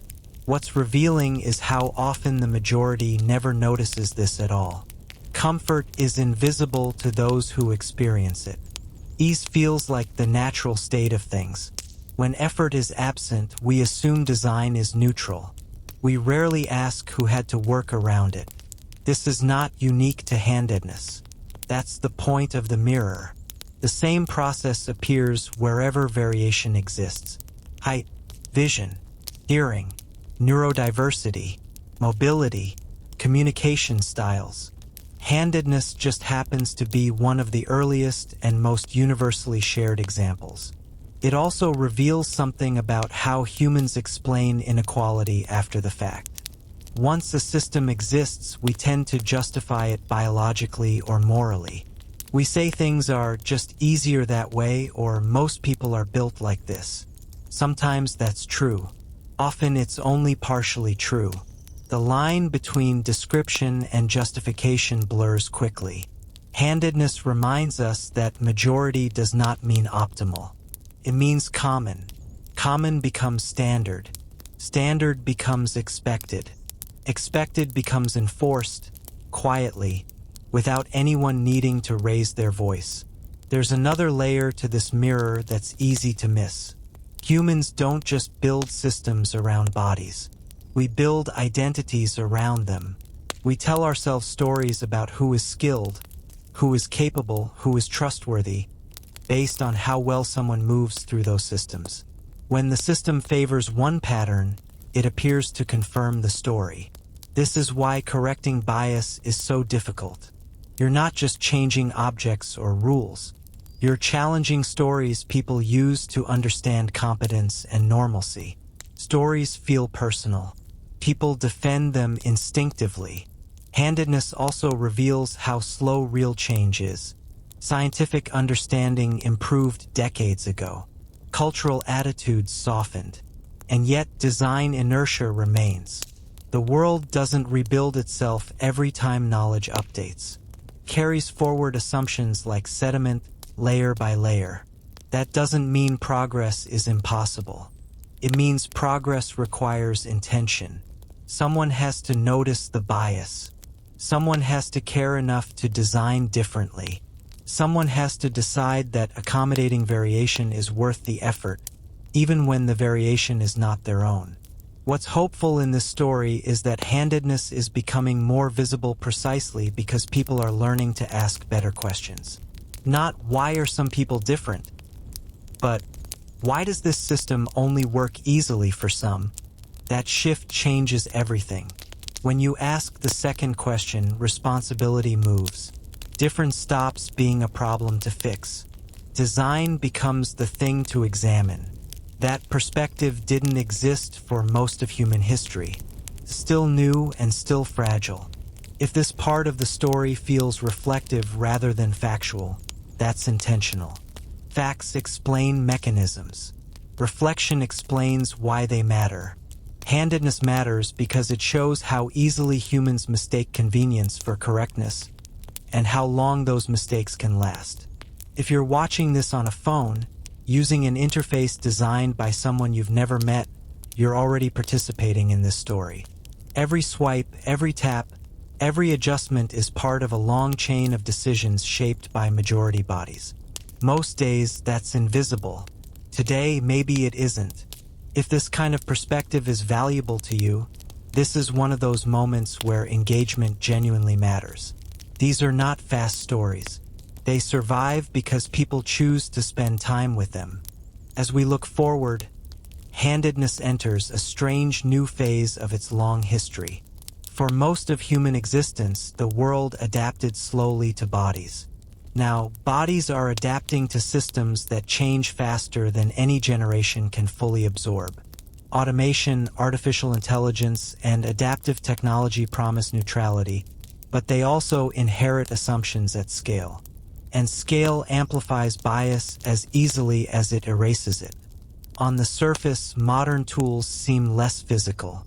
Touchscreens replace levers. Voice commands replace buttons. Software replaces hardware.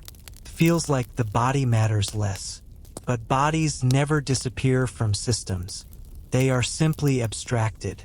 Design choices still reflect assumptions about movement, timing, attention, and coordination. Consider how most digital interfaces are organized. Swipe directions, button placement, gesture shortcuts. These are not random. They are tested on majority users. The majority becomes the baseline. Once again, what works for most becomes the default for all. What's different now is speed.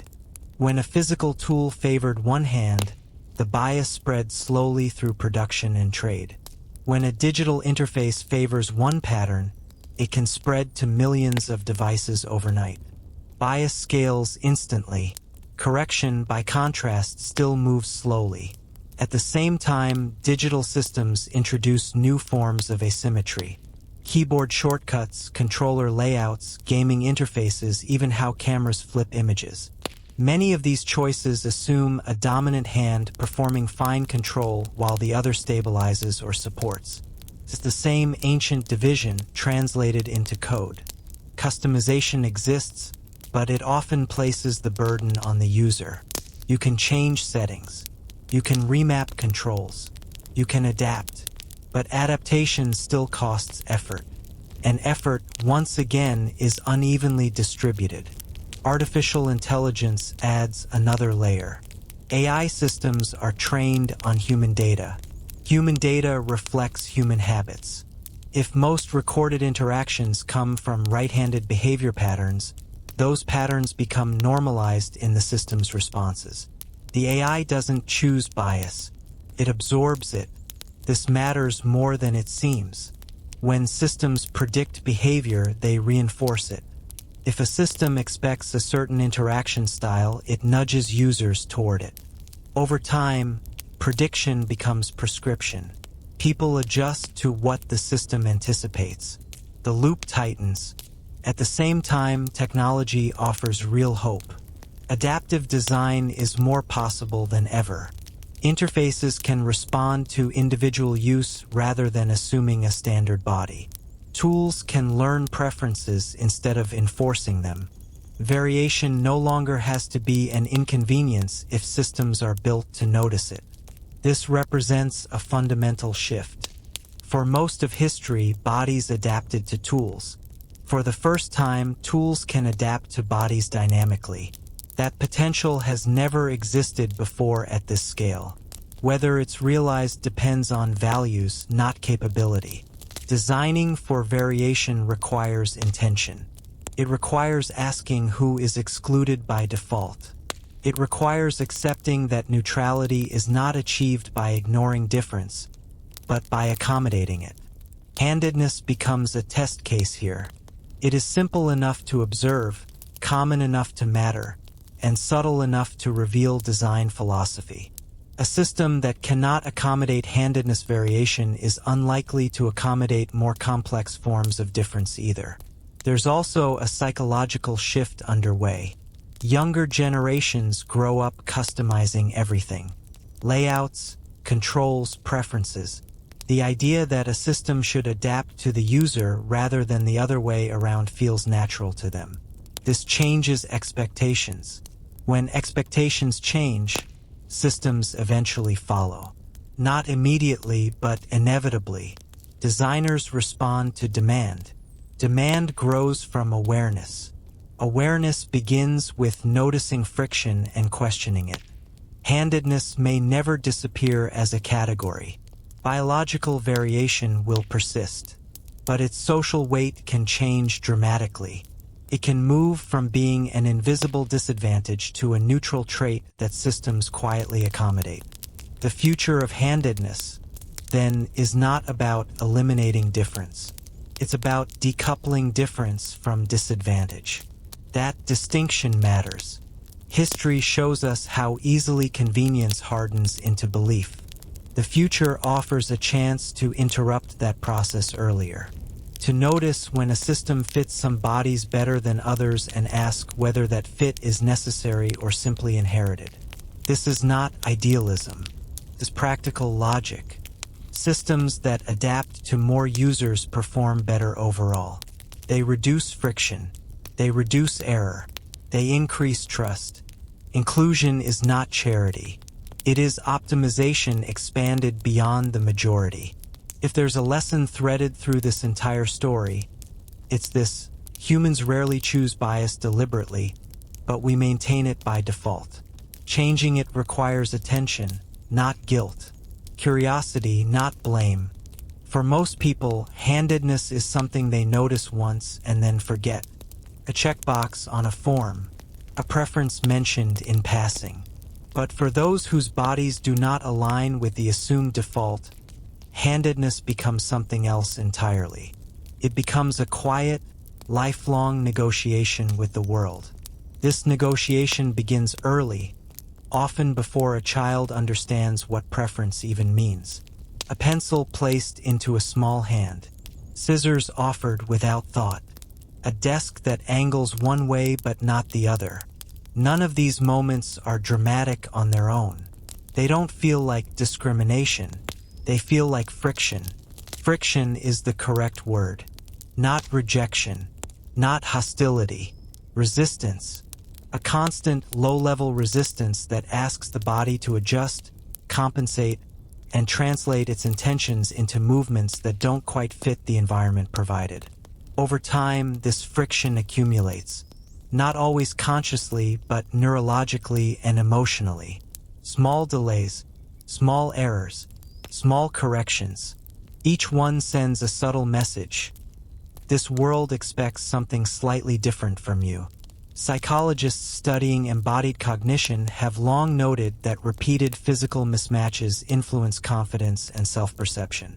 When tasks feel harder for reasons you cannot name, it's easy to internalize difficulty as inadequacy, especially in childhood, where comparison is constant and explanation is rare. Historically, this effect was amplified by belief.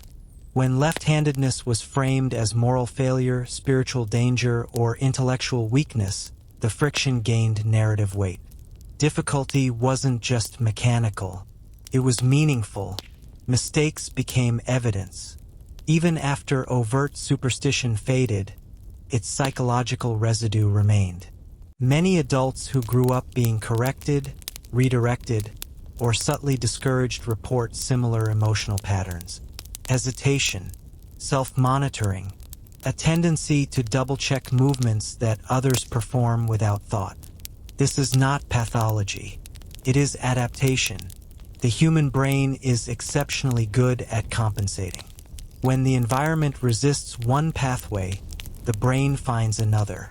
Left-favoring individuals often develop higher ambidexterity, stronger bilateral coordination, or more flexible problem-solving strategies. These adaptations are real. They are measurable. But adaptation is not free. It requires effort, and effort shapes experience. One of the most overlooked aspects of handedness is fatigue. Not physical tiredness alone, but cognitive fatigue. The constant background awareness of positioning, grip, orientation, and spatial alignment consumes attention. Over years, that consumption becomes normalized. People don't notice the energy it costs because they've never experienced the alternative. This helps explain why some individuals thrive in unstructured environments but struggle in rigid ones. When rules loosen, adaptation becomes advantage. When rules tighten, adaptation becomes burden.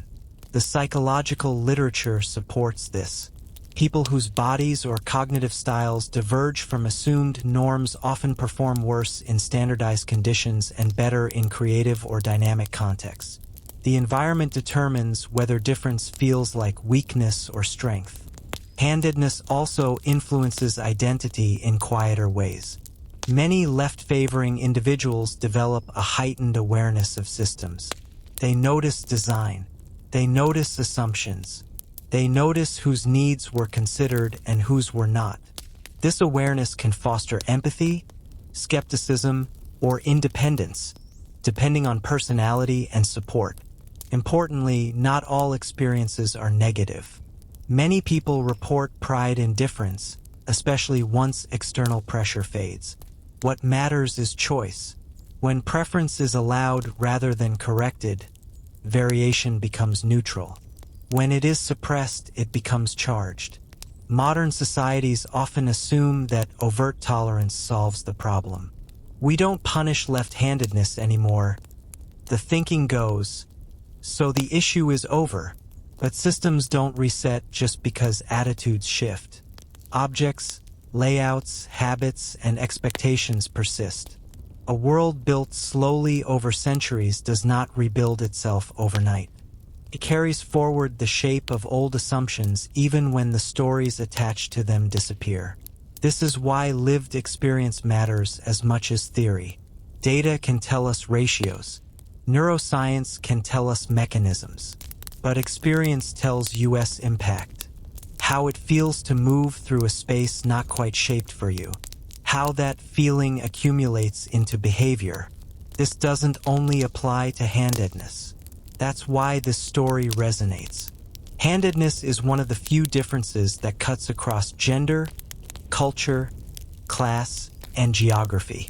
It's a universal example of how systems privilege some bodies without intent. Once you notice it, you start seeing similar patterns everywhere.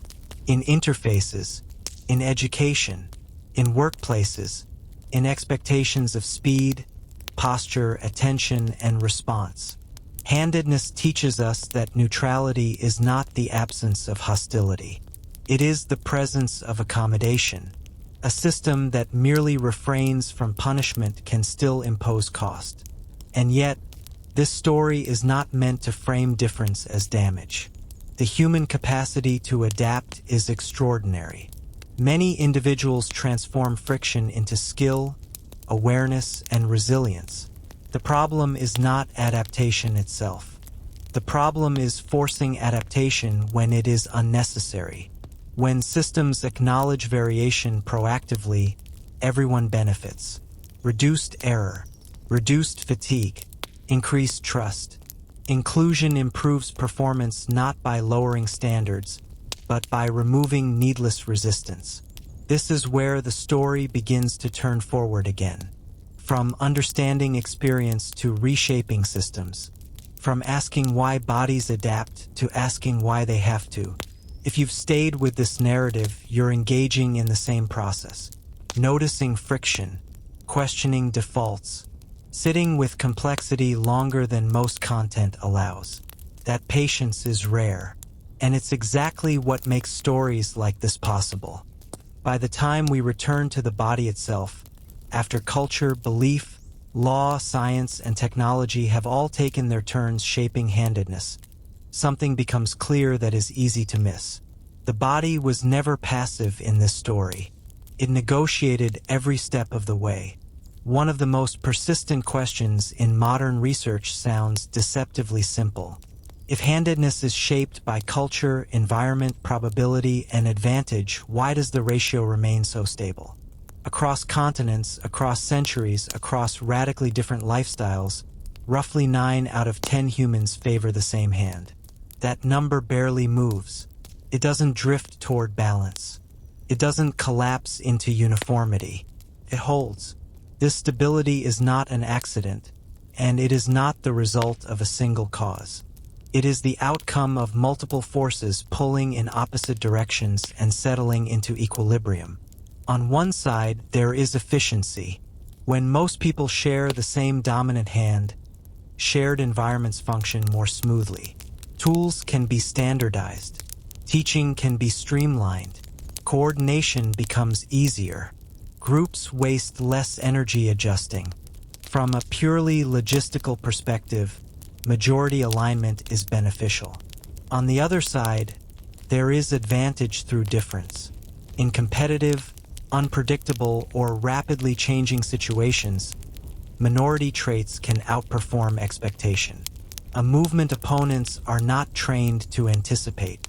A neural organization that recovers differently from injury. A cognitive pattern that approaches problems from another angle.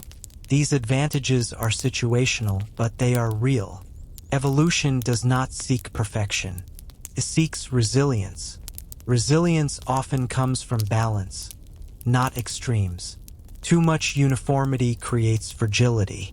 Too much variation creates chaos. A stable minority preserves adaptability without undermining coordination. Handedness sits precisely at that balance point. From a developmental perspective, the brain seems designed to allow bias without enforcing outcome. Genetic factors influence lateralization, but they do not dictate it rigidly. Early movement preferences appear, but they can be nudged. Neural pathways strengthen where they are used, but alternative routes remain available. This flexibility is costly in the short term, but valuable in the long term. It allows individuals to adapt to their environment while preserving population-level diversity. The body does not lock itself into one strategy universally because environments do not remain constant. What's striking is how early this balance appears. Even in infancy, preference is probabilistic. Some babies reach more consistently with one hand. Others fluctuate. Over time, interaction with the environment amplifies small differences. The world leans and the body responds. But the response is not absolute. This explains why attempts to fix handedness often failed. The system was never broken. Forcing uniformity disrupted a balance the body had already negotiated. Stress emerged not because difference was wrong, but because the imposed pattern conflicted with neural organization. Modern neuroscience increasingly views lateralization as a spectrum rather than a binary. Strong right preference at one end, strong left at the other. Many people cluster somewhere in between, appearing consistent in daily tasks while remaining flexible under certain conditions. This spectrum helps explain why some people can switch hands more easily than others. It explains why some recover functions after brain injury that others lose permanently.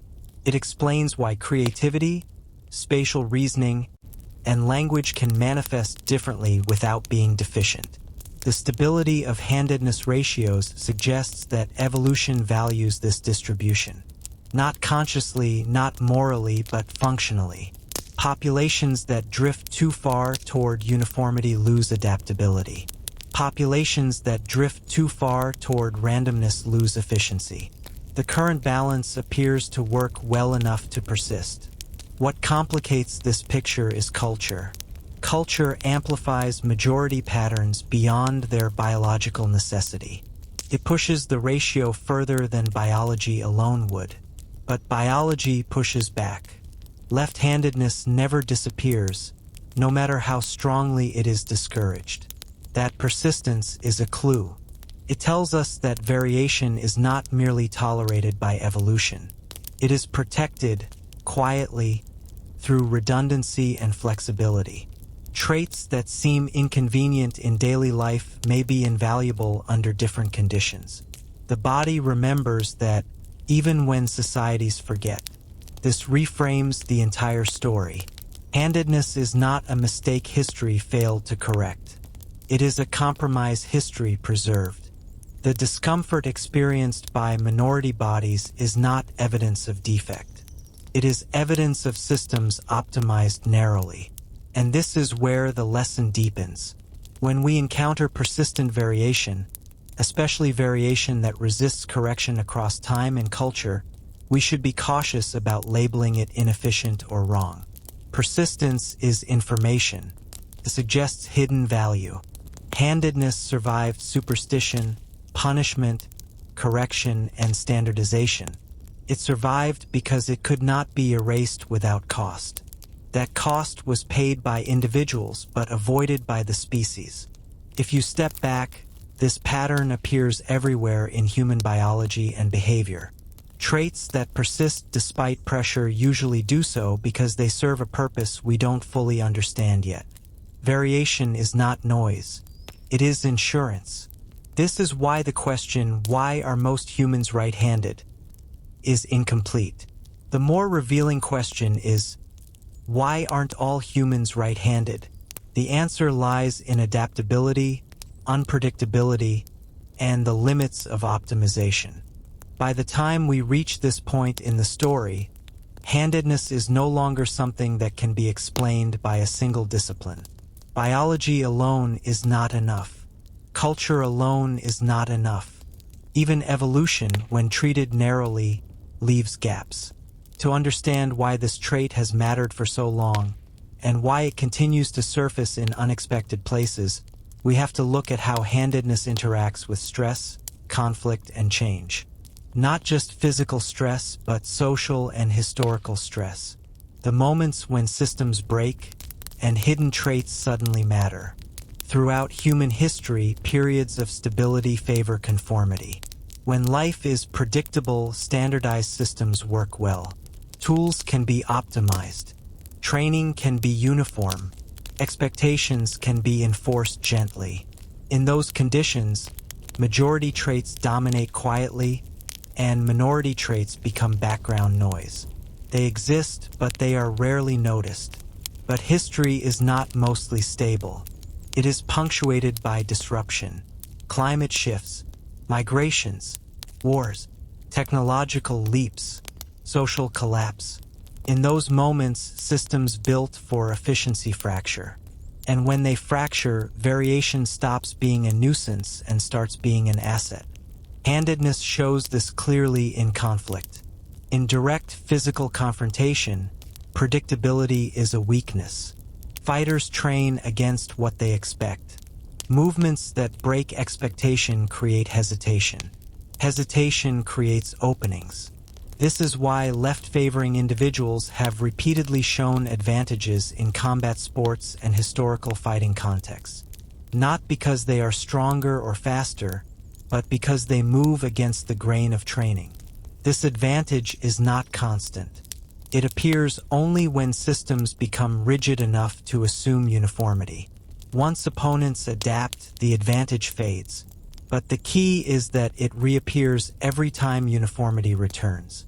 This creates a cycle. Difference loses value when it becomes common, then regains value when it becomes rare again. The same pattern appears outside combat. In problem-solving, creativity, and crisis response, individuals who approach tasks differently often excel when standard methods fail. A brain that routes information less rigidly can improvise more easily. A motor system that is less locked into one pattern can adapt under pressure. These advantages are difficult to measure in controlled environments. They emerge in chaos, and chaos is notoriously hard to study scientifically.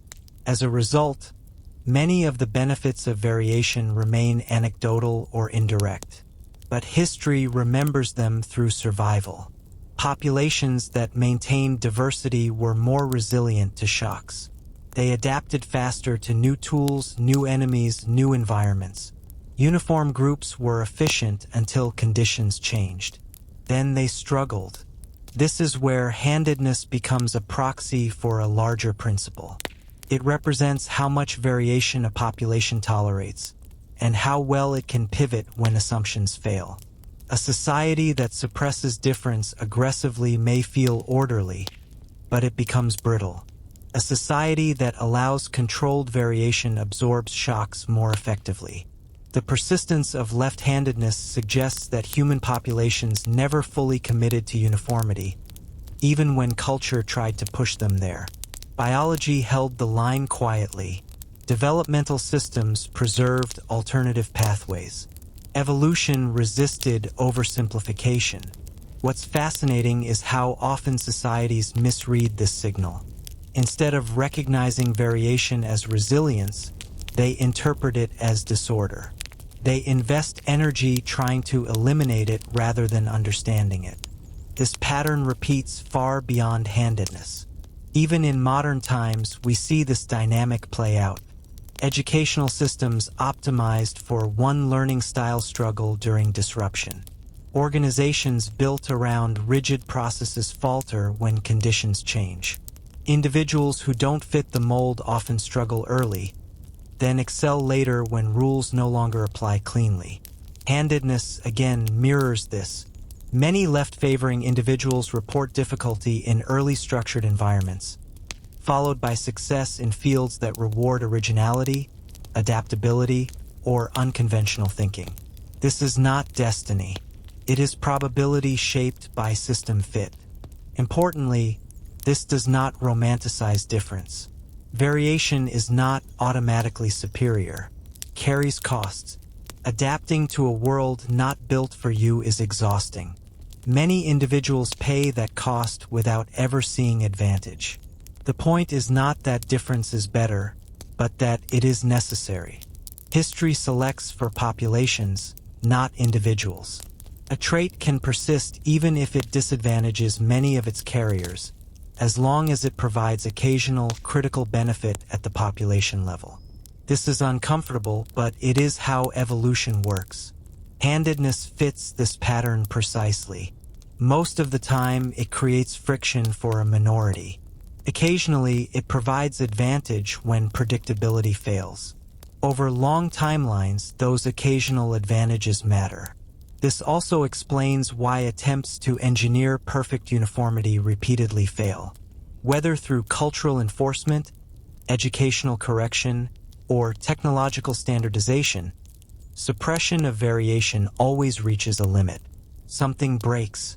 Stress reveals what was hidden. In this sense, handedness is not just a historical curiosity. It is a warning. Systems that appear efficient may be quietly accumulating fragility. The traits they suppress may be the very ones they need later. By the time we reach this stage of the story, handedness has quietly done something unusual. It has moved from being a physical trait to a cultural signal to a psychological experience, and now to something even deeper, a lens through which people interpret their place in the world. This is where the story becomes less about muscles and neurons and more about meaning.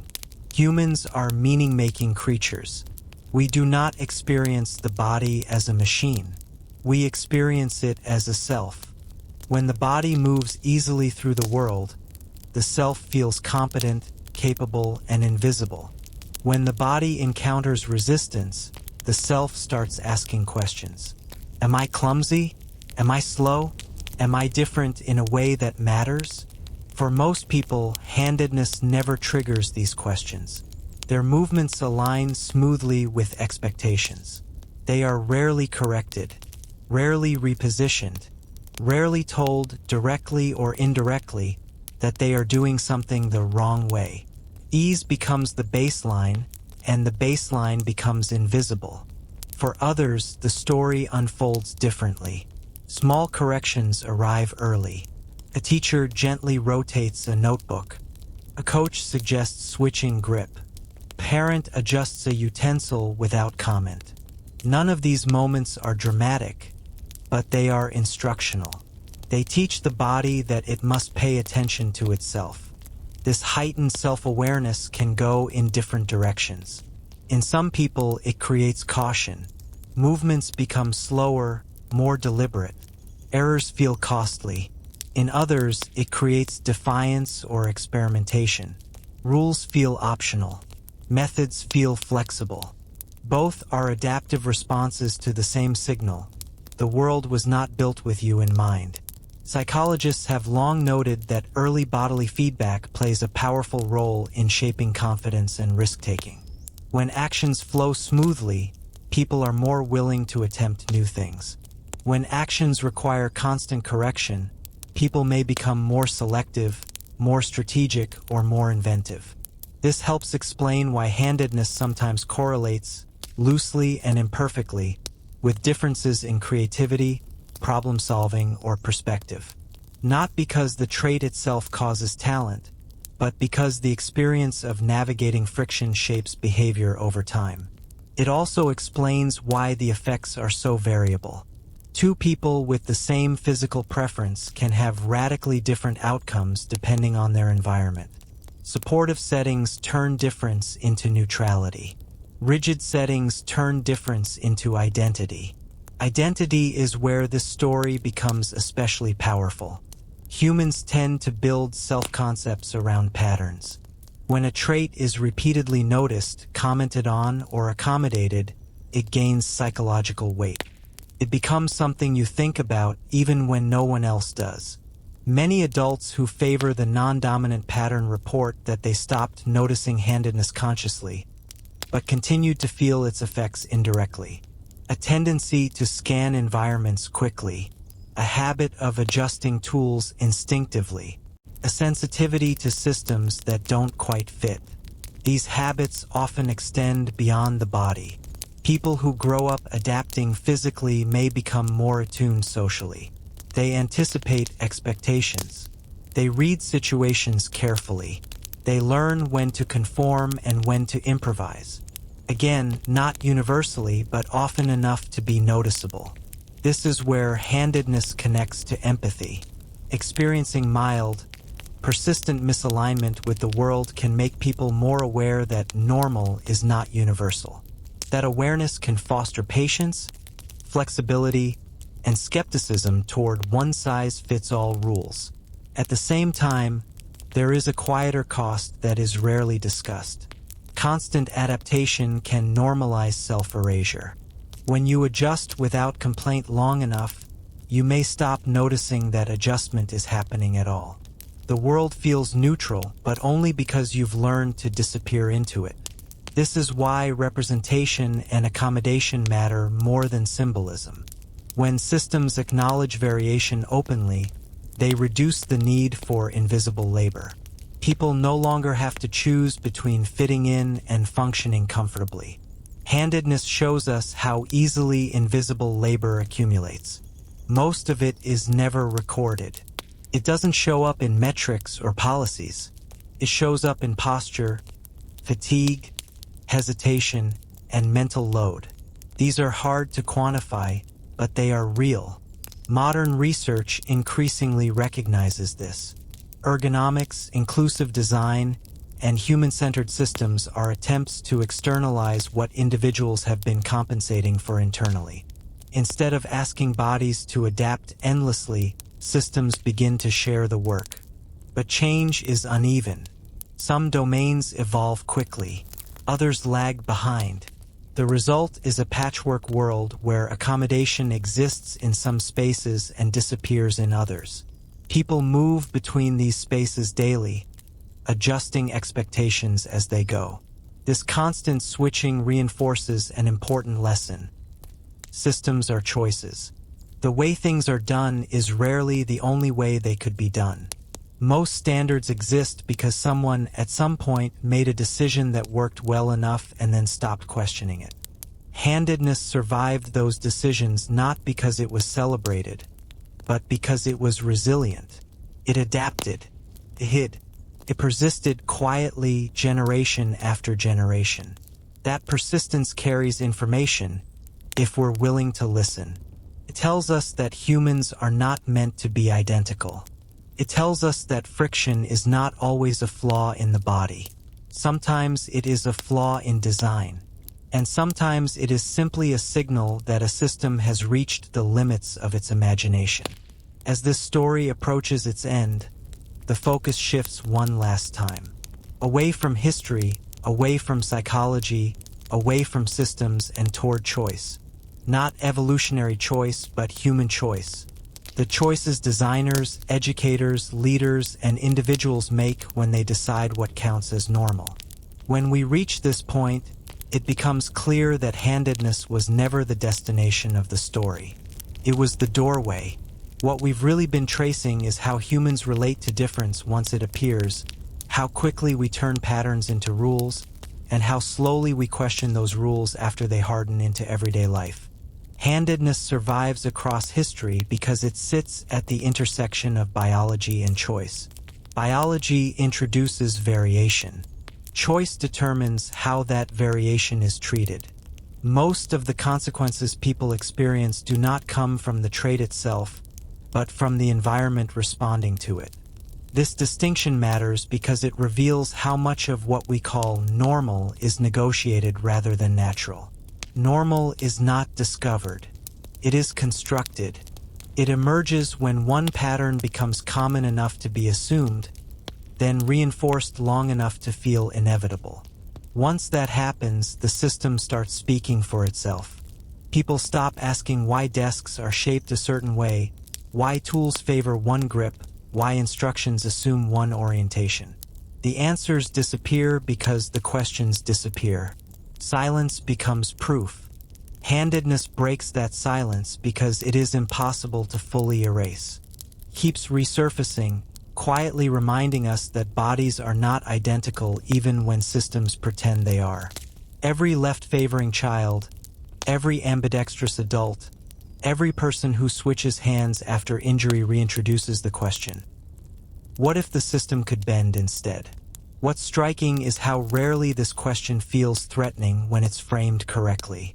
Accommodating handedness does not destabilize society. It doesn't undermine standards. It doesn't erase efficiency. In many cases, it improves them. Yet resistance persists, not because accommodation is costly, but because changing assumptions requires attention. Attention is the real cost. To design inclusively, someone has to notice who is struggling quietly. Someone has to care enough to ask why. Someone has to accept that ease is not evenly distributed. This is where handedness teaches a broader lesson about power. Power often appears as comfort. The ability to move through the world without thinking about how it was designed is a privilege so subtle that it rarely feels like one. People who have it assume it is universal. People who don't learn to work around it. The danger is not malice. It is complacency. Systems don't become exclusionary because people want to exclude. They become exclusionary because no one notices who they exclude. Handedness also exposes the myth of neutrality. A neutral system is not one that treats everyone the same. It is one that responds appropriately to difference. Treating unequal bodies equally produces unequal outcomes. This is true for hands, and it is true for much more. Once you see this pattern, it's difficult to unsee. It appears in education, where teaching methods favor certain cognitive styles.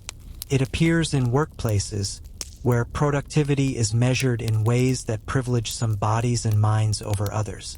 It appears in technology, where interfaces assume speed, precision, and orientation that not everyone shares. Handedness gives us a low-stakes way to practice noticing these things. It's a training ground for empathy. If we can learn to design a pair of scissors that works for both hands, we can learn to design systems that work for broader forms of variation too. This doesn't require perfection. It requires willingness. Willingness to question defaults.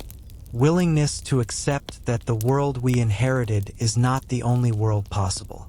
Willingness to treat persistence of difference as information rather than error. The future hinted at earlier depends on this willingness. Technology can adapt. Systems can learn. Design can respond dynamically, but only if humans decide that accommodating variation is worth prioritizing. Handedness shows us what happens when we don't make that decision consciously. Adaptation shifts inward. Individuals carry the cost. They adjust their bodies, their behavior, their expectations. The system remains unchanged, and its bias remains invisible. It also shows us what happens when we do make that decision. Friction drops, error drops, fatigue drops, trust rises. People stop spending energy compensating and start spending it creating, learning, and contributing. This is not a moral argument. It is a practical one. Human potential is limited not by difference, but by how much energy is wasted navigating unnecessary resistance. If this story has held your attention, it's likely because it speaks to something you've felt, even if you've never named it.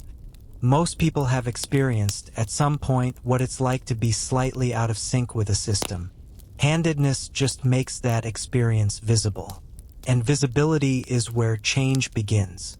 As we move toward the final stretch of this narrative, the question is no longer why humans became mostly right-handed.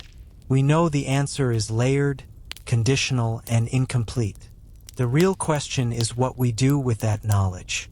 Do we continue building worlds that assume one shape of human, then ask everyone else to adapt quietly? Or do we start building systems that expect variation and respond to it gracefully? The answer to that question will shape more than tools or interfaces. It will shape how people experience belonging, how they interpret effort, how they understand themselves. What remains now is not another explanation, but a shift in perspective. Up to this point, handedness has been something observed, measured, debated, corrected, accommodated, or ignored. But there is another way to look at it, one that places responsibility not on biology or history, but on everyday decision-making. The small choices that shape environments long before anyone notices they've become rules. Most systems are not designed by villains or visionaries. They are designed by people solving immediate problems with limited time and incomplete information. Someone chooses a layout that feels intuitive to them. Someone standardizes a process to save effort. Someone copies an existing design because it already works well enough. Over time, these choices stack. They harden. They stop being choices and start being infrastructure. Handedness becomes embedded at this level, not as policy but as habit. A workstation angled a certain way, a tool released in one configuration, instructions written assuming one orientation. None of these decisions feel ideological. They feel practical. That's why they're powerful. Once infrastructure exists, it teaches behavior. New users don't ask why things are arranged as they are. They learn how to use them correctly. Correctness becomes compliance with design. People who struggle are assumed to need training, not accommodation. This is where responsibility quietly shifts. The system frames itself as neutral, and difficulty becomes individualized. If you can't use it smoothly, the problem must be you. This logic is rarely spoken, but it's deeply internalized. Handedness exposes how misleading that logic can be. A system optimized for one body will always appear easy to that body. Ease masquerades as universality. Only those outside the default feel the friction, and even they may not realize where it comes from. Responsibility, then, begins with noticing friction without dismissing it. When someone adjusts instinctively, swaps hands, rotates objects, or modifies posture, that behavior contains information. It's feedback. Most systems ignore feedback that doesn't come from the majority. Ignoring feedback is efficient in the short term. Responding to it requires redesign, rethinking, and sometimes admitting that a familiar solution was incomplete. That discomfort is often enough to stall change. But handedness teaches us that ignoring feedback doesn't make it disappear. It simply pushes adaptation inward. Individuals absorb the cost. Over time, that cost compounds. It shows up as fatigue, hesitation, reduced participation, or quiet withdrawal. The responsibility here is not to eliminate difference, but to decide where adaptation should occur. Should it always fall on the individual, or can systems share the burden? That decision is made constantly, often unconsciously. Consider how many systems already adapt without controversy. Adjustable chairs, variable font sizes, customizable software. These are not radical ideas. They exist because enough people experienced friction loudly enough to justify attention. Handedness often fails to reach that threshold because its friction is subtle. People adapt early. They don't complain. They don't always recognize what they're compensating for. Silence is mistaken for absence of need. This is why representation matters not as symbolism, but as signal. When variation is visible, systems are more likely to acknowledge it. When it is hidden through adaptation, systems assume success. Responsibility also extends to how we interpret data. Majority preference does not automatically imply optimal design. It implies common use. Those are different claims. Confusing them leads to systems that work well for many and poorly for some, without ever asking whether that trade-off is necessary. Handedness suggests that many trade-offs are inherited rather than chosen. They persist because no one revisits the original assumption. Revisiting assumptions feels inefficient. But assumptions are where bias hides most comfortably. At a personal level, responsibility shows up in small ways. Noticing who struggles with tools, asking whether difficulty is inherent or designed, being willing to adjust without framing accommodation as inconvenience. At a professional level, responsibility scales. Designers decide defaults. Educators decide methods. Managers decide metrics. Each choice embeds assumptions about bodies, movement, speed, and coordination. Those assumptions shape who thrives and who quietly adapts. The story of handedness is ultimately about humility. The humility to accept that what feels intuitive to one person may not be intuitive to another. The humility to admit that ease can be a form of privilege. The humility to redesign something that works fine because it doesn't work well for everyone. This humility is rare, but it is learnable. And handedness is one of the simplest ways to practice it. It doesn't require abstract theory. It requires attention to ordinary things. If you've listened this far, you've already practiced that attention.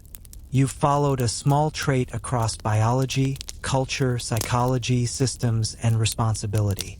You've watched how something ordinary can reveal something fundamental.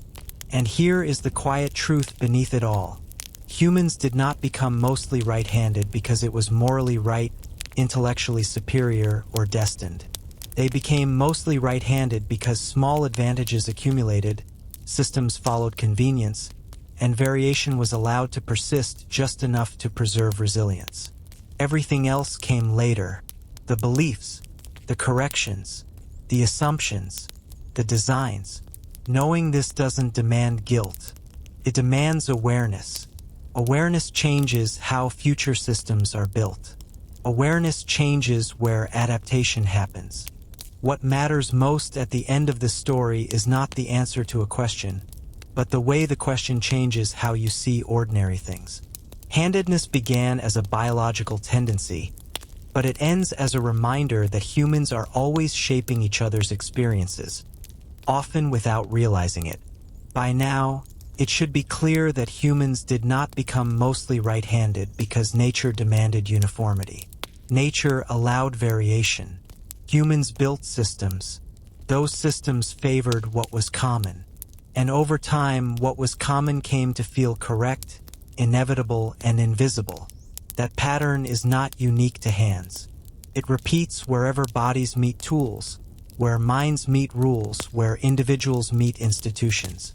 Handedness simply gives us a clean, understandable example of how quickly convenience becomes standard, and how slowly standards are questioned once they feel natural.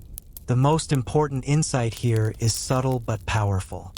Difference does not need justification to exist. It only needs explanation when systems fail to accommodate it. For most of history, humans reversed that logic. They explained difference as flaw, danger, or mistake, instead of examining the systems that made difference costly. Even today, we still slip into that habit. When someone struggles, we look for what's wrong with them. We rarely ask what assumptions the environment is making. That reflex feels efficient, but it's incomplete. And incomplete explanations shape incomplete solutions. Handedness shows us how much effort people will expend to fit into systems rather than question them. How adaptation becomes automatic. How discomfort becomes normal. How quiet work goes unnoticed. It also shows us something hopeful. Humans are remarkably good at learning. Once assumptions are visible, they can be changed. Once friction is named, it can be reduced. Once variation is expected, it stops feeling disruptive. This is why the story doesn't end with biology or history. It ends with awareness. Awareness is the point where responsibility begins, not as blame, but as choice. Every system you interact with today was designed by someone, at some moment making a decision that felt reasonable at the time. That means every system can be redesigned. Defaults can be questioned. Assumptions can be widened. You don't need to be an engineer or a policymaker to participate in that process. It happens in small ways. Noticing when something only works easily for some people. Adjusting without judgment. Asking whether difficulty is necessary or inherited. Handedness teaches us that inclusion is not about special treatment. It's about distributing effort more fairly. When systems absorb a little more complexity, individuals carry less burden. That trade-off almost always pays off. If there's one idea worth carrying forward, it's this. When difference persists across cultures and centuries, it's not an error to be erased. It's a signal, a reminder that humans are adaptable not because they are identical, but because they are varied. The world you live in today was shaped by people who rarely stop to think about hands. Tomorrow's world will be shaped by people who stop to think about assumptions. That difference matters. If the story changed the way you notice everyday things, even slightly, then it's done its job.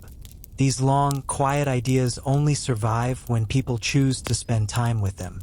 If you haven't already, this is a good moment to support that choice. Like the video if it held your attention. Subscribe if you want more stories that slow things down and look beneath the obvious. And if you have thoughts, experiences, or disagreements, leave a comment. Stories like this get better when people add their own perspective. Thanks for staying to the end. And the next time something feels effortlessly designed for you, or strangely resistant, you'll know there's probably a history hiding inside.